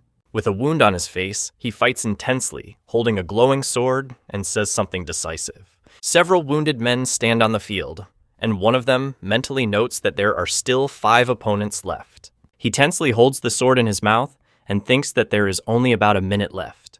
He with white hair watches from above as a man with a dagger stands in front of 5 shirtless fighters, preparing for battle. He looks worried and tense, as if he is trying to explain or justify himself to someone. The wounded man is breathing heavily and talking, and the one standing on the dais with a bow silently watches him. He says thoughtfully that he can't understand why everything happened this way, while looking at the night sky. He, covered with blood, seized the other by the neck and, looking intently, began to speak. She delivers a powerful sword slash, saying, "Crushing wave aura," swing and hits the opponent, who flies backwards. He screams and tries to defend himself, feeling intense pain and fatigue from the fight. It delivers a powerful blow to the opponent's chest, causing a burst of energy and a bright light around them. He, covered in blood, concentrates on firing his weapon, despite the fatigue and tension around him. He, covered in dirt and sweat, looks up with tension, as if he is struggling with something or trying to get up. With bloody hands and a determined expression, he says that he has caught Jin Suvan and strikes. He delivers a powerful blow to the masked opponent, and blood flies around them against the background of red light. He breathes heavily and says, "Ah," covered in blood and wounds against a background of red light. He stands in the fire, covered in blood and wounds, with grim determination on his face. He, covered with blood and wounds, looks menacingly at his interlocutor and prepares for battle. 2 wounded men look at a glowing sword aimed at them in a tense and dangerous environment. With a mustache and wounds on his face, he says that the interlocutor is really. The text breaks off. He, covered with mud and wounds, looks forward with tension, preparing for further actions after a hard struggle. He yells that he doesn't care about winning anymore and is going to use all his strength to tear Jinsod into pieces. He stands against the night sky with confidence and a slight smile, his arms crossed over his chest. The warrior warns 2 wounded opponents that they should avoid the attack by displaying powerful glowing energy. A man with white hair and a mustache swiftly attacks 2 opponents, firing a powerful energy shot. He fights several opponents at night, covered in blood and holding weapons while enemies approach him. With blood on his face, he looks forward resolutely, despite his wounds and fatigue. He, covered in blood, delivers a powerful kick, stating that now it is his turn to act. A man with a mustache delivers a quick straight punch, accompanying him with a shout of, "Esk straight cut fist!" 3 men, covered in blood, fight in an intense battle on the snowy ground, inflicting powerful blows on each other. He strikes, and the opponent reacts with pain, noting that the attack had an effect. He experiences severe pain and shock from the blow that is inflicted on his neck and shoulder. He said that if he didn't feel anything in his hand, then the other one was also a clone. He, covered in blood and holding a glowing sword, asks if only the main part of his body remains. He attacks the other with a sword, who is preparing for battle, both covered in blood and in a tense confrontation. With blood on his face and a determined look, he says something important under the night sky. 2 men covered in wounds rush at each other with weapons against the background of the night sky and tall grass. The 2 fight in the air, delivering powerful blows to each other, accompanied by bright bursts of energy. He fights despite his wounds and blood, focusing on channeling magical energy through his arm. He shouts the spell, "Aura Blade! Lightning form!" with a look of rage and blood on his face. The luminous object with patterns emits powerful light and energy, creating a bright explosion in a dark space. 2 characters collide in a bright burst of energy, their powers colliding with immense power. It unleashes a powerful blow, surrounded by lightning and destruction around it. He gritted his teeth and looks determined despite the blood and dirt on his face. He, covered in blood and with a fierce expression, stands amid sparks and light, as if preparing for the final battle. He falls to the ground, covered in blood and wounds, at the moment of a strong impact in the pouring rain. He, covered in blood, screams and tries to defend himself from the blow aimed at him. He screams in pain and rage, delivering a powerful blow to the opponent, who makes a painful sound. A hand covered in blood and dirt tightly grips the hilt of a sword surrounded by glowing energy. He grips the hilt of his sword, covered in blood and mud, with force, preparing for the final battle. He stands, covered with blood, with a sword in his hand, over a defeated opponent lying unconscious on the ground. He breathes heavily and says that he can't fight anymore despite the blood and sweat on his face. He grips tightly the hilt of a decorated sword covered in bloodstains against the dark night and grass. He stands with his back, covered in blood and mud, against the night sky and mountains, preparing for further struggle. In shock and surprise, he notices that he does not feel the blow in his hand. He clutches his head in horror, blood runs down his face, and a strong tension is felt around him. He stands with his back covered in blood, surrounded by explosions and the tense atmosphere of battle. He stands in blood next to the chest from which the light emanates, and sees that only 2 out of 100 have survived. He, covered with blood, looks up at the opponent standing with a bow on the rock and pronounces the name Jurokan. He draws his bow with a smile, preparing to release an arrow, showing confidence and focus. He says with a grin that he is not afraid and is ready for the upcoming battle under the night sky. He stands on a cliff and fires an arrow that flies down with great force, creating a powerful explosion on impact. He is terrified and covered in blood, expressing great shock and fear. He estimates the amount of life energy, noting that there is a lot of it, although it is less than that of Namsagwang. The image shows a hand covered in glowing green slime that spreads and warps in a dark space. He clenches his fist and mentally states that he can fight Zrokana. He stands covered in blood and wounds, with a determined expression on his face, looking into the distance at the silhouettes of people against the night sky. He, covered with wounds, looks at the bright light rapidly approaching him. He runs swiftly using the priceless steps technique, creating a lightning-fast movement effect. The image shows the spectacular sound of an impact or collision, accompanied by a bright blue backlight on a dark background. He fights 3 opponents who jump towards him, and she watches from above with a bow, ready to shoot. He draws the string of his bow with concentration, preparing to shoot in the forest at night. He speaks with a grin, and the other, holding a weapon, listens attentively to him at night.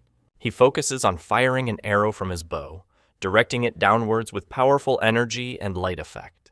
He is mortally wounded by an arrow.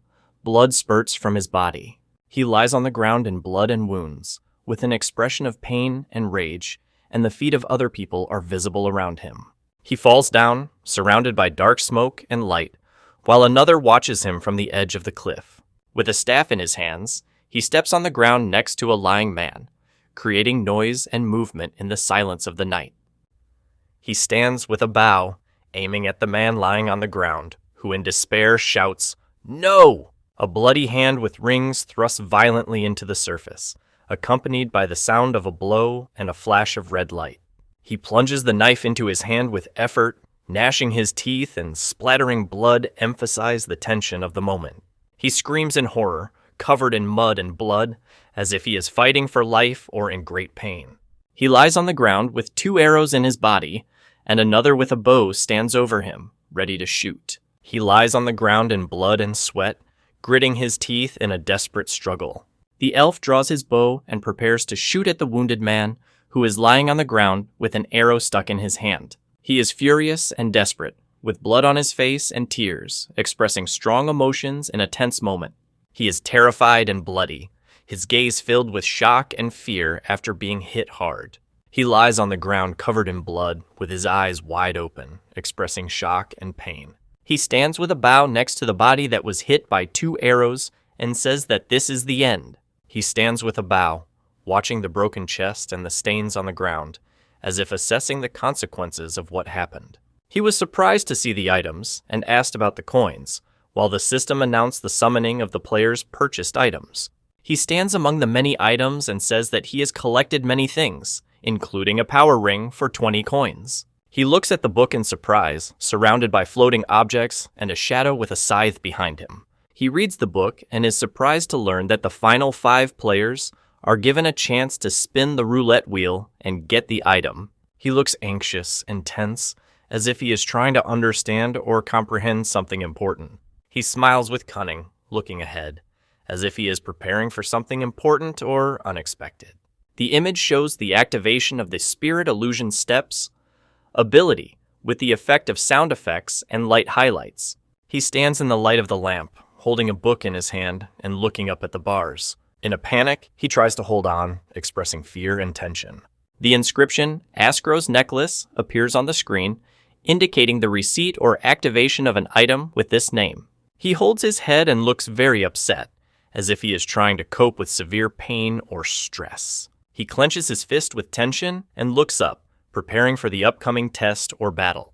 He stands and looks up at the bright light that suddenly blinds him. He screams with tension and fear, a drop of sweat dripping down his face. He looks in surprise at the inscription, Traveler, that appears and feels a sudden change around him. He looks anxiously at the message about receiving the reward, feeling tense and excited. He stands with his back, illuminated by a bright light, as if preparing for an important event or thinking about the future. He enthusiastically says that this is the most expensive thing he has. He watches in surprise as a glowing purple magical object appears in front of him. He stands with his back turned and places his hand on his stomach, objects hovering around him, including his sword and armor.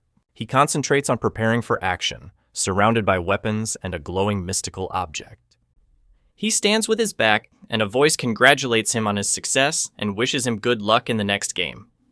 He stands with his back to him, surrounded by a bright light and a burst of energy. He stands with his back against the background of broken glass and city buildings, creating a tense atmosphere. He stands in the street and asks in surprise if he has returned.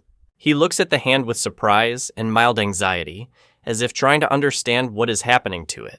He examines the ring in his hand and thinks that it is definitely... He thinks of the subspace ring he brought from Cloyd's survival. He looks at the hand with the ring in surprise and thinks that it may not be just jewelry. He walks down the street and the inscription, Game Over, appears above him. He smiles and says that if he can't win, then no one can. He said with a smile that the problem was no longer the Tawik.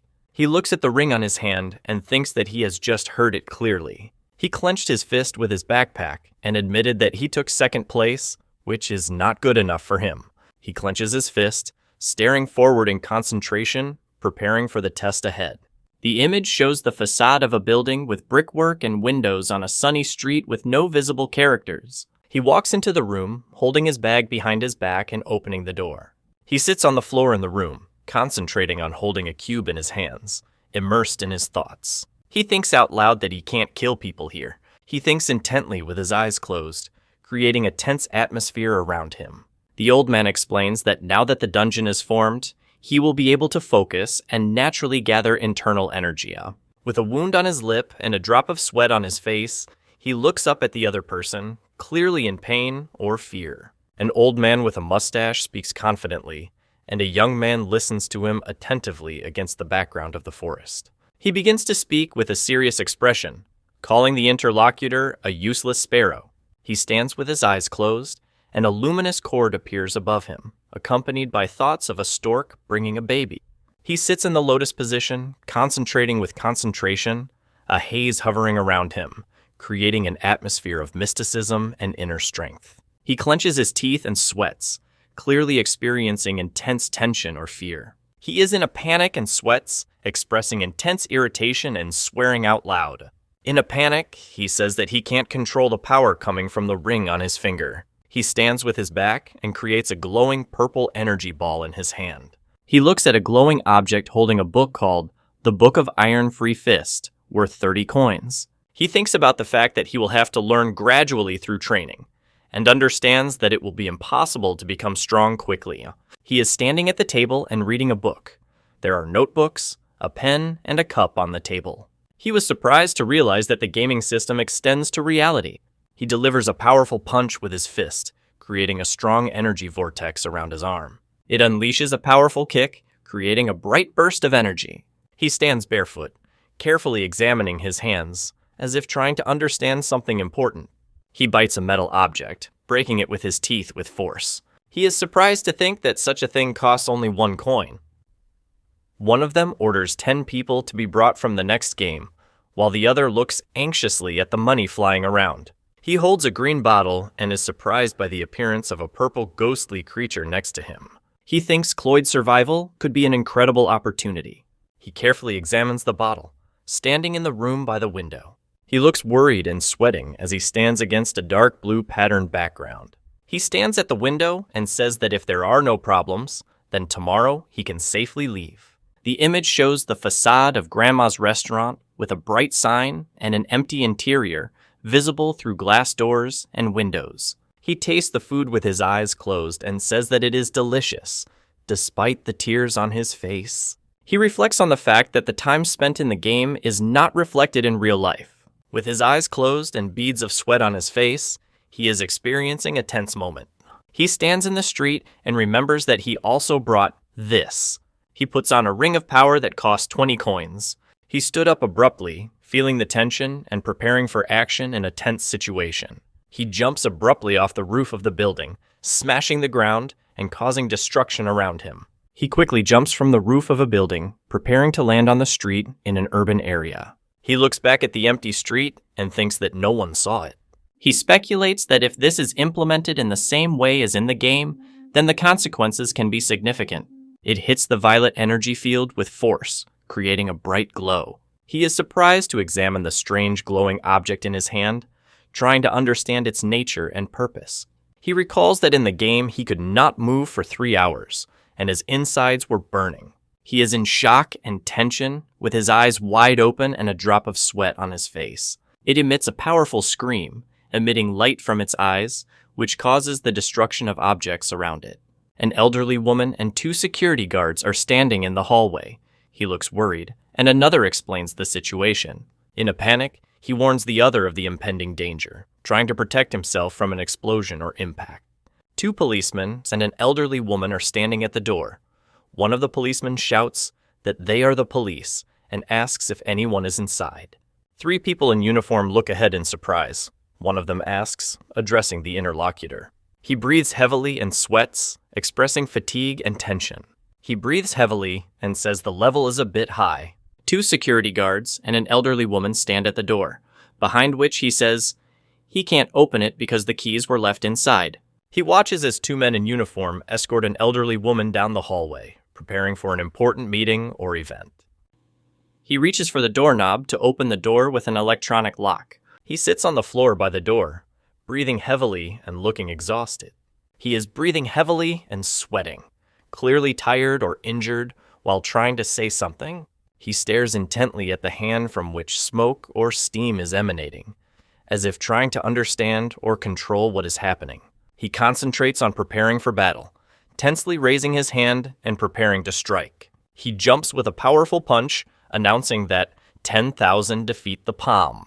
He stands in a room where objects and furniture float in the air, surrounded by smoke and dust. He hangs upside down on a horizontal bar, and 3 men watch him with varying degrees of interest and fatigue. He hangs upside down and thinks that he will have to train after sunset. The hero thought that they were hooligans, because there was a school under the mountain, and 3 guys and 1 girl were walking along a forest path. They are standing in the street. He says that if she wants, she can go with him. A young man with a cigarette listens to an old man who explains something important while standing outside next to the exercise equipment. In shock, he asks what this bastard said and what it is all about. He watches a group of 5 people in the woods and thinks he has a bad feeling about what's going on. He raised his hand abruptly, expressing irritation, and the other man stood calmly in front of him, not reacting to the aggression. He receives a strong blow to the face, expressing shock and pain. He jumped sharply and hit the man, who fell to the ground, while the woman watched in surprise. It falls down at high speed. Debris and objects scatter around. He tries to get up. The old man watches. The girl and the other man look at him anxiously. He looks up at the sky, thoughtfully assessing the situation. He says they don't seem to have met before. He looks down in surprise and anxiety, feeling a tense atmosphere and a vague threat above him. He thinks with anxiety that the situation is about to become very problematic. He lies on the ground in blood and wounds, with a broken can next to him as if after a brutal fight or accident. A tall man in uniform talks sternly to an elderly man, while 2 young men and 2 teenagers watch them in the woods. He remembers with a serious look that someone literally attacked the old man. He laughs, enjoying the moment against the background of the forest and the bright sky. He suddenly receives a powerful blow to the head, which causes him shock and pain.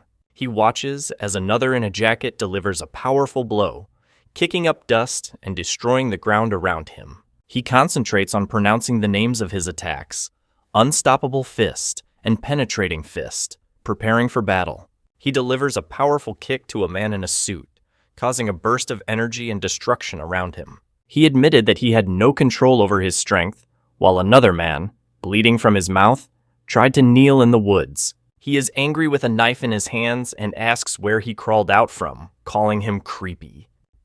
He says with a grin that the younger brother is the same as the older brother and is completely out of control. He strikes sharply, knocking the opponent down in a fast-paced fight against the background of the forest. He in a blue jacket dodges a blow delivered by another man with a bandaged hand.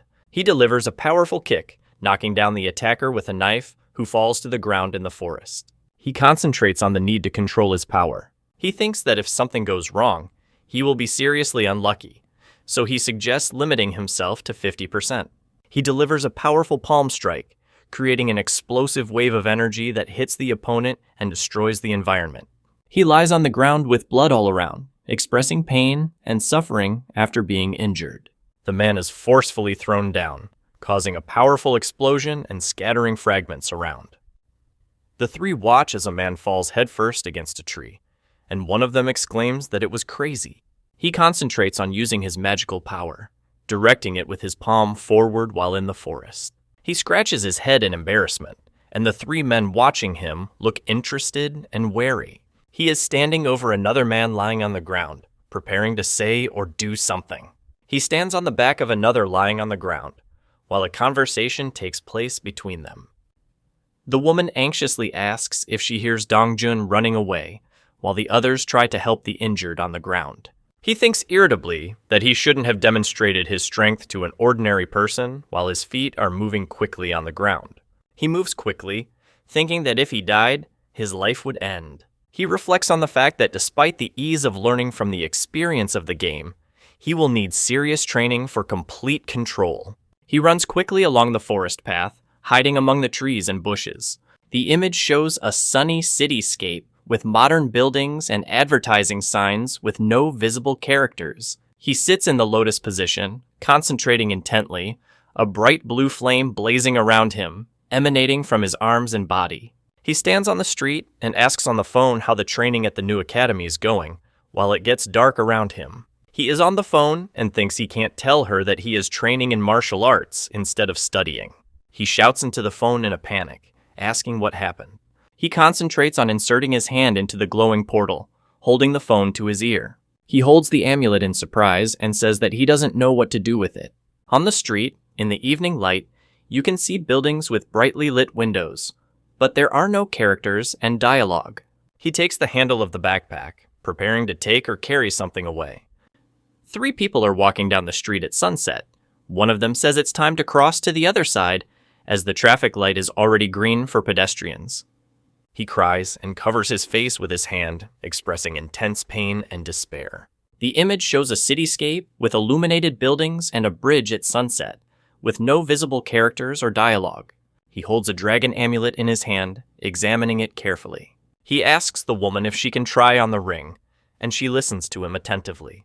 He reflects on the fact that the price of gold has risen a lot, and even after helping his parents, he will have enough money for a while. He watches a woman in a store looking at jewelry and thinks he needed to make some money quickly. He thinks about how to find better ways to sell the goods he brings. He is walking through the city at night, hearing the phone ring, but does not answer. He is talking on the phone with alarm, standing next to a hospital room where a bed and medical equipment are visible. He stands in a crowded transport, holding on to the handrail, and those around him are busy with their phones and do not pay attention to him.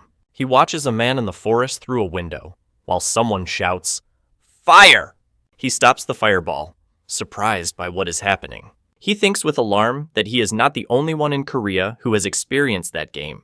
He talks to her in a crowded subway car, and another young man stands nearby watching them. He stands with a phone to his ear, surrounded by 2 rows of men in suits who look at each other opposite in a tense atmosphere. He screams in pain and anger as he questions the discrepancy between the increase in the number of survivors and agents. With blood on his face, he promises to carry out the order, while the other, standing, shouts at him in a tense atmosphere. He expresses anger and says something with strong emotion while standing in front of a building with large windows. He treats a wounded man, who says he can't take the pain anymore, while another man screams next to him. He, standing with his back, ordered everyone to move, while the 2 men supported the kneeling man with a green glow. He runs in a dark forest at night, hiding from someone or something. He runs in tension, sweats, and looks intently ahead, surrounded by fast-moving leaves. He jumps swiftly down in the dark forest, contemplating the biggest problem of all. He concentrates on performing the spirit-stepping phantom walk technique, surrounded by energy and movement. 3 of them walk on a wet surface, their footsteps accompanied by a sound that emphasizes the tension of the moment. He delivers a powerful blow, surrounded by energy and light, in a fast-paced and intense combat scene. He explains that with the current internal energy, he can only create 1 clone by addressing another man next to him. He reflects on the fact that even then the duration is not very long. He jumps swiftly from the tree, looking intently ahead. A dark figure falls from a height, accompanied by a loud sound of a blow. A close-up shows the moment of falling or landing when the boots hit the surface with force, causing destruction around. 2 men fight, one delivers a powerful blow, accompanied by electrical discharges and a burst of energy. 2 men in blue clothes fight in the forest. One of them strikes, and the other tries to fight him off. He looks forward anxiously, feeling the tension and preparing for the unexpected. He sits on the ground in the forest and ponders, wondering if he has reached his limit. He muses that he may have wasted too much internal energy in the last battle, while the shadows of his wounded doppelgangers appear around him. He is standing in a dark forest and thinks that he needs more energy. He is standing in the forest by a wooden box and holding something to his face, as if looking at or smelling. It slammed into the air sharply, causing a bright flash of light in the dark forest. He stands in the forest and carefully stretches out his hand, as if trying to touch something invisible. He confidently walks forward, and those around him look wary and tense, as if they are preparing for an unexpected event.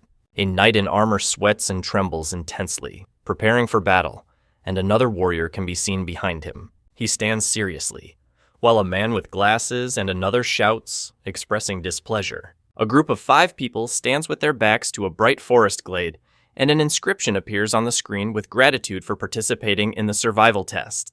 A group of people stand in front of a giant statue in armor that begins to explain survival training in Cloyd. He is surprised that there are many more newcomers to this game than in the previous one. He was surprised to see a man in a blue shirt approaching, and 2 knights standing next to another man in blue. He looks thoughtfully to the side and wonders if this is a student, perhaps a schoolboy. He sits on a rock among the shattered rubble and looks down, as if thinking about something important. He thinks about the fact that there is another participant from their country besides him. He looks thoughtfully into the distance, as if contemplating an important decision. He noted with irony that teenagers now only crave attention, while a group of people stand in front of a giant statue of a knight. He thinks that he is not facing some incredible talent like Nam Sagwan. He stands on the grass among the other players, while the system announces the connection of 200 participants and the start of the game. A group of people are standing in the clearing where the training begins on the Cantris Valley map, with the lowest difficulty and rewards distributed from rank 20. He thinks out loud that if he needs to get into the top 200 out of 200 participants, then there is no risk of elimination.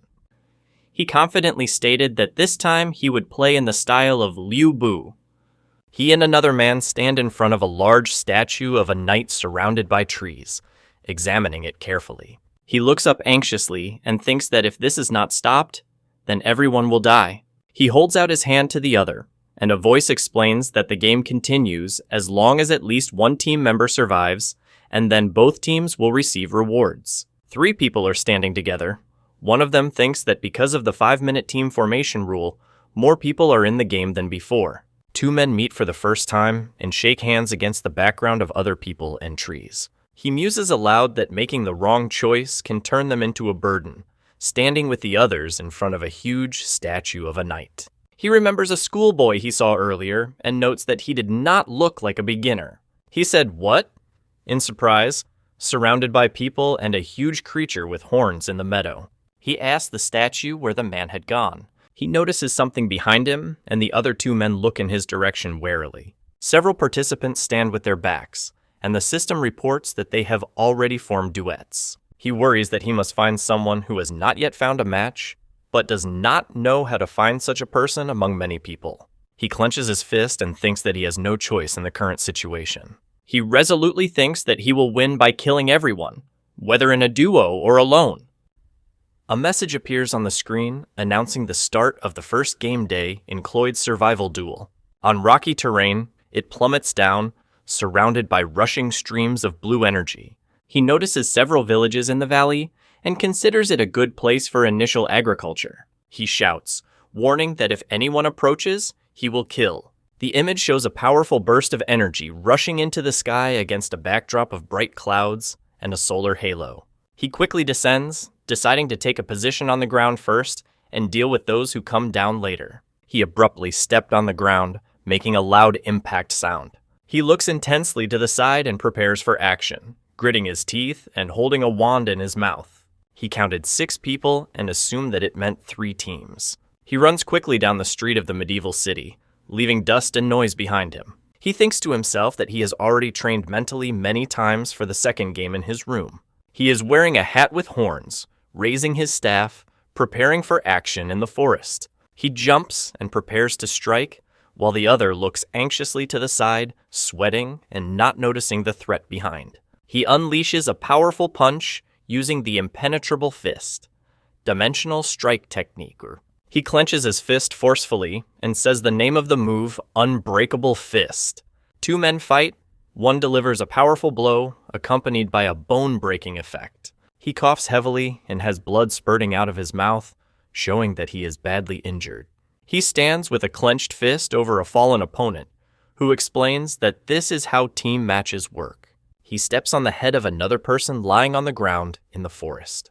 He is intently looking ahead, feeling the rapid movement and tension of the moment. A warrior in armor fights, attacking a column, and a dark-haired man watches anxiously. It swiftly strikes a powerful stone pillar, causing an explosion and flying fragments. He dodges the blow of a spear, with which a warrior in armor with a shield tries to hit him in battle. With wounds on his face and clothes, he looks intensely ahead, as if preparing for further struggle or danger. He slammed his fist sharply on the ground, causing a strong impact and crack. He is kneeling in the forest and admiring the incredible strength. A knight in armor with a spear and shield threatens the man standing in front of him, saying that he will not allow him to go further. He explains the features of the Unbroken Fist spatial strike technique, which uses bare hands. He explains that it is important to be able to fight opponents armed with bows, spears, or swords, and demonstrates his abilities by striking wood. He concentrates on explaining that the technique was only learned through training with images and is not suitable for real weapons. He knelt down, his hand resting on the ground, as if preparing for an important action. He smiles with a sly smile, showing a sharp tooth, and makes a sound that expresses confidence or defiance. He shouts, "Attack!" and quickly jumps down, heading towards the enemy in a red cloak. It abruptly steps on the ground, causing a strong impact and noise around. He prepares for a counterattack, clenching his fist in concentration against the background of a rushing red stream. He unleashes a powerful punch as he collides with a spear that emits bright energy in fast-paced combat. 2 people push their hands together with force, creating a powerful energy blast against a background of red and white flashes. He grabbed the knife sharply, trying to defend himself from the attack. He turns around abruptly, expressing surprise and tension, as if he noticed something unexpected.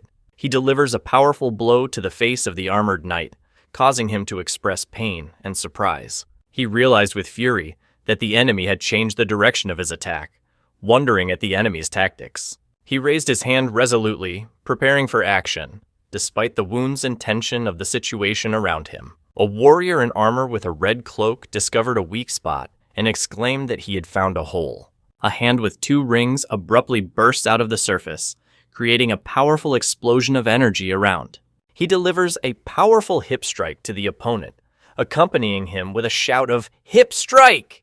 He delivers a powerful blow to the chest of the knight, from which blood spurts, and he reacts to the wound with horror. It stands in the dark, and the next panel shows bloodstains on a white background. He abruptly covers his head with his hand, trying to protect himself from the blow. He delivers a powerful blow to the opponent, causing a sharp sound and a cry of "Kihion!" He jumps sharply and kicks a man with short blonde hair, splinters and blood splatters flying around them. In armor, he receives a strong blow to the chest, from which blood gushes and fragments fly. He is lying on the ground with his eyes closed, his face covered in blood, and smoke is rising around him. He pins the other's face to the ground with his foot, demonstrating dominance and threat. He stands in the street, stepping on the ground with force and saying that now there are 2 of them. He stands with his back, surrounded by glowing green energies that emanate from him and surround the space around him. He thoughtfully calculated that there were only 4 people left nearby, who had fallen nearby. He stands by the stairs, radiating energy, and prepares for action, surrounded by glowing effects and red flashes. It dodges a powerful blow that shatters surrounding objects. He noticed an arrow that hit nearby and decided to track the source of the shot.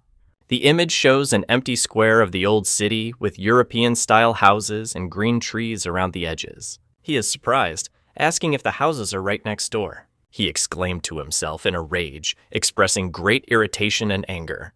It falls backwards, pierced by a powerful glowing blow, leaving a trail of blood and destruction in its wake. He says with blood on his face that he is not going to give up, despite his wounds and fatigue. It flies sharply into the wooden structure, piercing it with a powerful blow of red light. It pushes off the wall abruptly, creating a strong blow that breaks the wooden barrel and knocks out the door. He slammed his foot sharply into the ground near the tree, causing a powerful burst of energy. It abruptly steps on the ground in the forest, causing the leaves and branches to move around. He runs through the forest, thinking that the accuracy of shots from such a distance cannot be related to the internal energy, since it was not that strong. He wonders if there is one pursuer or if he is being chased by a partner. He balances on the edge of the wall and thinks that the main thing is to find the archer no matter what. He rapidly descends the roof of the house, leaving traces of the fall behind him. He fights despite his wounds and eye strain, showing determination and strength in the moment of battle. He releases a powerful energy beam from his hands, directing it down at the buildings in the city. With a third eye on his forehead, he looks shocked and wounded, trying to understand what is happening around him. He turns around abruptly, noticing the danger, with blood on his face and a tense look against the background of village houses. He exclaimed in surprise, looking out of the window of a house in a quiet city block with red roofs and green trees. He holds the object with tension, sweating and preparing for an unexpected blow from above. Someone punches an object or an opponent with a powerful kick, accompanying the action with the sounds of a blow. He unexpectedly delivers a powerful kick to the opponent, who exclaims in amazement about the place of the attack. An unknown man in a blue cloak forcefully knocks out several opponents in the hallway, breaking down the door. He knelt down in the smoke-filled room and said he couldn't let them leave. With blood on his face, he said in shock that he could not believe what was happening. He draws the bowstring as he prepares to release an arrow in a tense battle scene. With a wound on his face, he asks in surprise about the cloak of invisibility being in the destroyed room. He noticed the shadow on the floor with horror and expressed great surprise. A bright explosion of energy is depicted with a red symbol in the center against a background of blue light. It bounces back abruptly, dodging a swift and furious attack, accompanied by a loud scream. He suddenly notices that the enemy is behind him, expressing surprise and dissatisfaction with this fact. He sat down abruptly on the pavement, preparing to attack with his weapon raised. He stands on the balcony and looks down with a serious expression on his face. He runs quickly down the street with a bow in his hands, arrows piercing the air next to him. It abruptly steps on the edge of the surface, causing cracking and shattering. The image shows a sky with clouds and a large sound simulation indicating a loud sound or explosion. He jumps from the roof of a building against the background of a bright, sunny sky. He runs down the street with a bow in his hands, breathing heavily and expressing fatigue. With a bow in his hands, he exclaimed in fright, noticing something in front of him. He is wearing a hood, clutching the hilt of his sword against the background of old buildings. He says it's bad to endure and expresses regret as he stands in front of a building with windows. He warns the stranger to stop playing pranks. He looks at a huge opponent with a sword, and another man behind him expresses fear and prepares for battle. He carefully examines the curved swords, thinking about the first step. He holds his weapon with tension, preparing for battle, and expresses determination when he notices something sudden outside the window. With blood on his face, he thinks that he should have killed him quickly and dealt with the others in turn. He smiles with blood on his face and says that now he can die in peace, watching the enemy disappear into the dust. He attacks swiftly with a sword, and the other watches his jump, preparing for a retaliatory action. He pulls back abruptly and looks tensely to the side, as if preparing for a surprise attack. He shoots a bow at a man who is wounded in the stomach, and he struggles to stay on his feet. He lands a powerful kick, and the other reacts in surprise to the attack with a red mark. With horns and white hair, he delivers a powerful sword strike, causing a bright flash and sparks in battle. He concentrates on preparing for battle as two sword-wielding opponents swiftly approach him. He runs away, and the two chase him with weapons in their hands along a narrow street. He draws a bow with fire arrows, preparing to fire a shot in a tense combat situation. He says, "Triple shot!" and fires 3 powerful energy shots forward, shattering the ground in front of him. The man receives several fatal wounds in the back, and blood gushes around him. He says with a smile that he is not afraid and is ready for any trials, despite the wounds and dirt on his face. He watches as 2 sword-wielding men prepare for battle in a narrow street, tensely assessing the situation. He confidently stated that this time he had definitely caught an opponent who was trying to dodge in response by jumping backwards. He, hooded, and the other 2 look at the bright light breaking through the darkness, feeling the tension and fear of the unknown. He and she stand next to each other. He says that the situation is becoming more and more dangerous, and she listens attentively, preparing for the upcoming event. Blood spurts as he squeezes his hand, expressing intense pain or tension. He is wounded in the abdomen and screams in pain, while another man stands behind him with blood on his chest. He is wounded and stands in front of the elf, who warns him to finish off the enemy before he is revived by his comrade. With swords in his hands, he claims that the interlocutor uses strange magic and is probably an illusionist. He, with a bloody hand, said that he was just a returning student and hinted that if they wanted to save an ally, they should follow him. He screams with rage and despair as if he is in a dangerous or tense situation. With wounds and a tired gaze, he looks intently ahead, as if preparing for a decisive action. He and she fall from a great height while he holds his hand with blood, and she with a sword in her hands. He unleashes a swift double whammy, showing power and speed in battle. The image shows a bright explosion or a powerful light effect that creates the sensation of a strong impact or explosion. He counters, attacking with force and determination. He deflects a powerful blow with a glowing blade, remembering that the key to a counterattack is to strike the opponent's shoulder. He delivers a powerful blow, piercing the opponent's arm, who falls backwards from the force of the attack. He is shocked by the speed of the opponent. The blood and wounds on his face show that the fight was brutal. He runs with a determined expression, and the other, in front, activates an ability called Bloody Rush. The image shows the moment of a strong impact or explosion with blood splatters and a sound effect, but the characters are not visible. He realizes that a cut with a sword is different from a spear and thanks the inner energy for saving the body from serious damage. He asks with a sword about what happened earlier, and another, wounded, replies that he is not sure, but it does not matter. He smirks ahead, showing confidence and a slight threat. He decides that if he can't kill his opponent with one hit, then he will only have a counterattack while they prepare to attack with a sword. He, with blood on his fist, is thinking about how to resist the movements of the opponent. He realizes that there is no penalty for failure in this round, and is surprised by this fact. He has closed eyes and blood on his lips, as if he is in severe pain or fatigue. He is focused on preparing for battle, his left arm covered in dark energy against a background of gloomy fog. He stares intently at his hand, thinking that if he can't overcome it, he won't be able to strive for the first place. Sovon, injured and focused, shows altered inner energy after training with Jang Doqian. He leans on the ground with a wound on his shoulder, looking down intently despite the fatigue and pain. The image shows how a huge weapon with patterns slams sharply into the ground, causing an explosion and raising dust and rocks around. He holds the other's head with effort, demonstrating determination and tension in the moment of struggle. He smiles with confidence, surrounded by dust and debris, as if preparing for a decisive moment. He squeezes his knee forcefully, feeling pain and tension. Jin So-won killed Carl Gurnier by force, as evidenced by the inscription, and his silhouette is depicted against the background of exploding blood. He decides to use the scroll of recovery to heal himself a bit, and then gradually start farming. He holds a damaged cloak of stealth, which requires a master with special abilities or a scroll to repair. He holds a black cloth that emits a green glow and looks at it intently against the background of the building.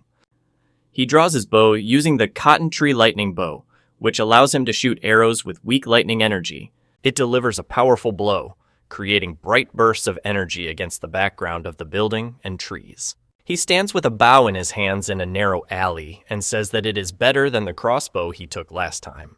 He decided to take some rest and work on the farm before continuing.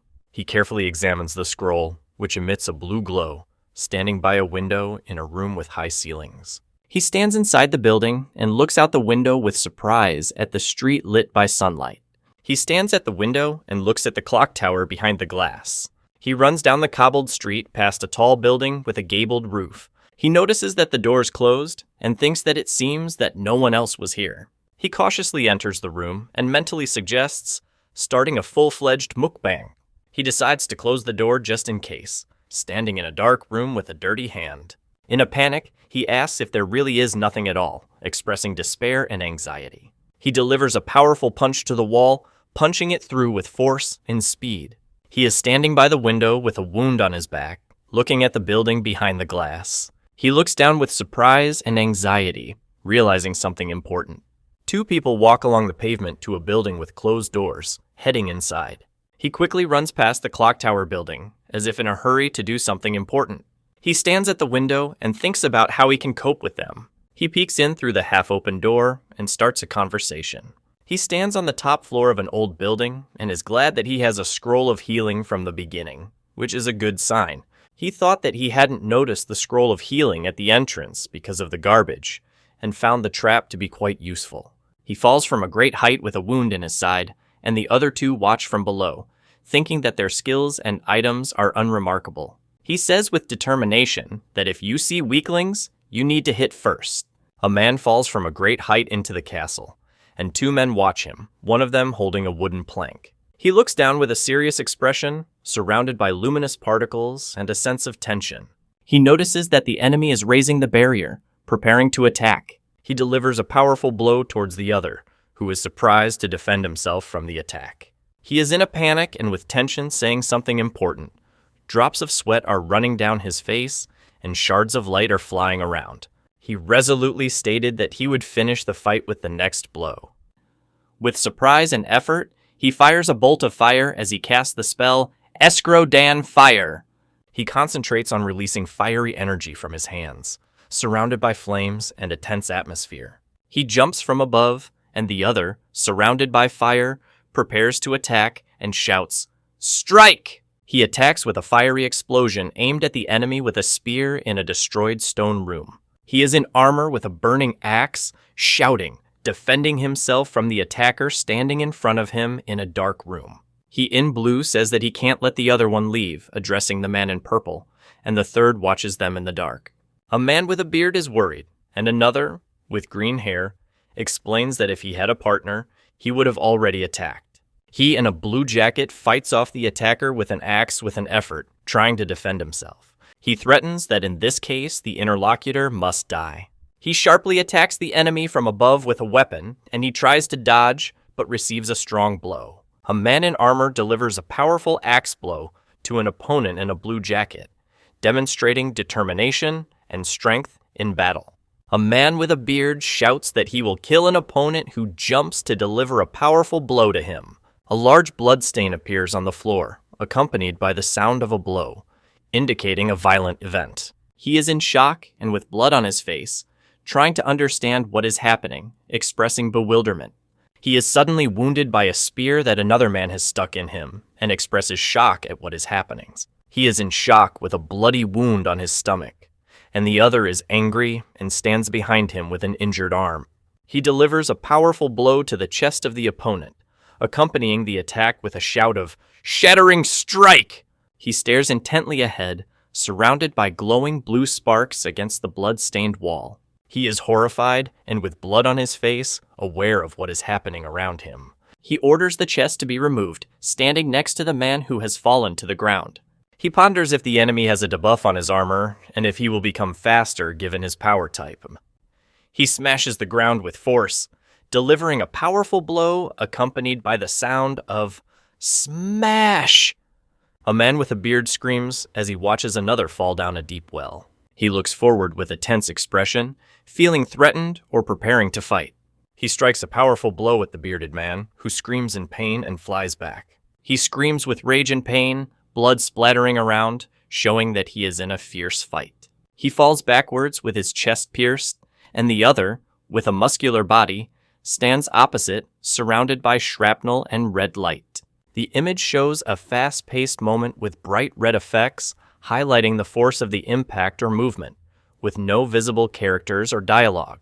The image shows how a building with a clock tower is subjected to a powerful destructive blow, accompanied by sound effects. He falls surrounded by a red light and thinks that the opponent is indeed incredibly strong. He lands on the ground, surrounded by red flames and shadows. He is standing with a staff in front of another, who says that power is not everything, surrounded by fiery flashes and a tense atmosphere. A man with a beard delivers a powerful sword blow to an opponent in blue clothes, who falls backwards from the force of the attack. He delivers a piercing blow, and another warns that even an earthworm wriggles if stepped on. He is dressed in blue, trying to dodge an axe blow from another shirtless man, while a third watches the fight. He stands calmly with injuries on his body, while the other two fall from the explosion behind him. He steps cautiously along the stone pavement near the wall in a sunlit alley. He walks out through the archway while the other watches him, thinking about what happened.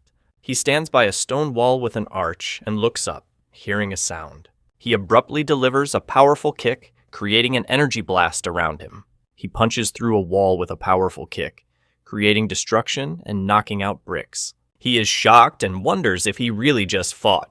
The wounded man in horror notices another approaching him in the shadows, who is preparing to attack. He screams in a panic and begs to be saved, expressing intense fear and despair. The image shows a powerful explosion with fire and smoke, accompanied by loud sound effects. He stands against the background of fire and dust with a resolute and stern expression on his face. He stands with his back against the background of a destroyed building, surrounded by smoke and dust. He looks to the side, thoughtfully assessing the situation around him. He stands next to two glowing chests and says that he almost spent an entire day digging to get to them. He wears power gloves that slightly increase the wearer's strength. He opened the chest, from which a bright light emanated, and noticed that there was a mysterious object inside. He raises his hand in concentration, magical objects hovering around him, including the Philosopher's Stone and the fragmented manual. He stands on the ruined ground in a mage's robe, which protects him from wind and rain, but has almost no protection. It stands among the rubble and smoke against the background of a destroyed building, creating an atmosphere of tension and anticipation. He runs quickly down the slope under a tree against the backdrop of mountains and bright skies. He enters the monster spawn area, and a tutorial message about the different types of monsters in that area appears on the screen.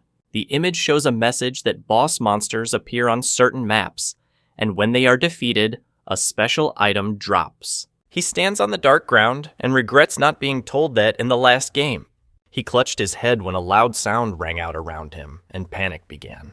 A huge winged creature appears with its mouth wide open and tongue sticking out.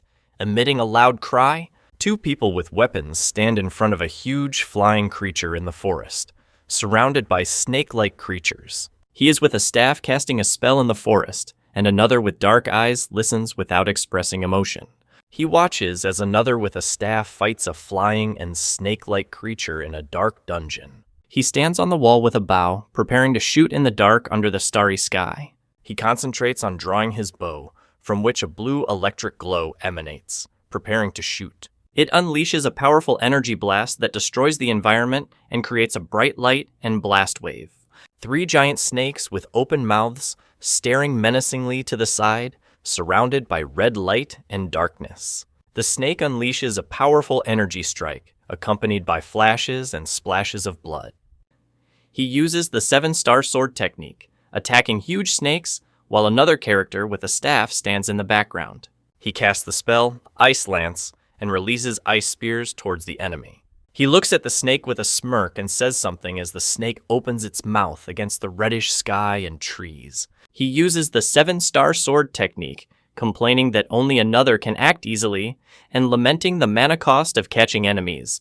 He watches in horror as something powerful shatters the glass in front of him, causing an explosion and flying debris. He concentrates on directing a powerful energy charge that explodes in front of him, creating a bright flash of light and sparks. One warns that the enemy is important, and the other replies that there is little strength left. He tensely asks if a mutiny is taking place, while simultaneously activating the magic power on the weapon. He stands in the hallway and releases a powerful energy charge that flies forward, destroying the walls around him. He screams in panic, sweats, and expresses intense fear or despair. A mage with a staff receives a powerful blow of icy energy, causing a cry of pain. He is preparing to attack with a knife, and the other with a cross on his forehead is angry and shouts that it is happening again. He summons a protective wall, surrounded by sparkling purple energy and concentrating on the spell. "Sword in hand," he exclaimed in horror, as he saw the debris falling rapidly from the heights. He stands in front of a large rock and says that someone has installed something on it. In a rage, he demands an explanation from the mysterious cloaked man standing in front of him in a dark gorge. He furiously asks if someone is trying to give away their location by addressing the creature with its mouth open. It violently attacks the enemy, piercing them with a spear and causing heavy bleeding. With a staff, he threatens the man lying on the ground, ordering him to stop what he is doing. One of them says that such a wall is useless against curved weapons like bows, and the other agrees with this. He says he's not afraid, and another hooded man smiles against a cracked red sky. He squeezes a scroll from which a purple magical glow emits, creating a portal or spell. It will activate a scroll with a magic bomb that will explode 10 seconds after use. He concentrates on holding his staff, surrounded by lightning bolts against a blood-red sky, preparing to attack or defend.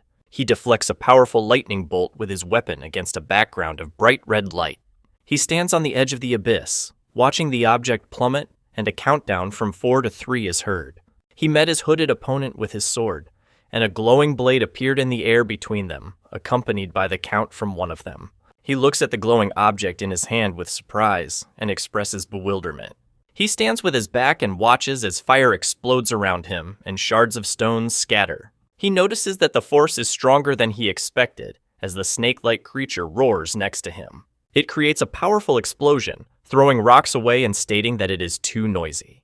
The image shows a ruined mountain landscape, surrounded by clouds of smoke and dust, with no visible characters. He lies among the rubble in a shattered landscape under a blood-red sky, surrounded by flying debris and shadows. He slams his hand into the wall with force, causing cracks and destruction around. He, fighting among the ruins, says that he was a real stubborn man and almost died. With horror in his eyes, he realized something unexpected and exclaimed to himself, "Oh no!" With his eyes closed, he takes a blow from a glowing blade to the head, around which blood flies. He stands in front of a chest from which green flames emanate and holds a long weapon in his hands, preparing for action. He carefully examines the books at the open chest against the background of red smoke and a stone wall. He stands in front of the fire and receives a notification that Than's ring greatly increases his magical defenses. He stands on a ruined platform under a red sky, watching a glowing green fire emanating from a crack in the ground. He is surprised to find that green flames are coming from the chest and tries to figure out what it means. He shows the necklace and explains that he has no special abilities, but it is made of pure gold. He reads from a book of magic that describes an ice spear spell that freezes and damages the target. He sits with a book on a rock, surrounded by 2 large snakes, and thinks that he cannot kill them, since they are not enemies. He stands among the destruction and snakes, wondering that others fought such creatures. He looks at the gloved hand with surprise and realizes that something has changed. He knelt among the sacks on the cracked ground, preparing for action. He carefully examines the amulet and the bag of material for magical experiments, studying their properties and effects on dexterity. Against the background of the sunset, stone steps are visible with smoke rising into the air, but the characters are absent. He sits, surrounded by glowing energy, and muses that the boss monster buff might be similar to other games. He muses that it's so important that it could change the course of the battle, so it's best to catch it as soon as possible. He ponders 2 things: whether he has the ability to hunt a monster boss, and what to consider in this case. The image shows Cloyd's second day of survival in a stone room with sunlight. He walks along the stone pavement. His steps are confident and calm. Arrows fly between the trees on the snow-covered field, creating a tense atmosphere before a possible battle. He walks through the desert and asks why it's so hot here. He wondered if he should have moved after sunset. He notices the shadow of the bird and expresses surprise, saying, "Nai?" He notices a bird carrying a chest and assumes that it is a spare item. The image shows a closed chest with straps lying on the ground, with no visible characters. He opens the chest by reading a warning that the user's location will be revealed with a red light every 30 minutes for 6 hours. He sees a message asking if he wants to receive something. He looks up with surprise and tension, reacting to a sudden event around him.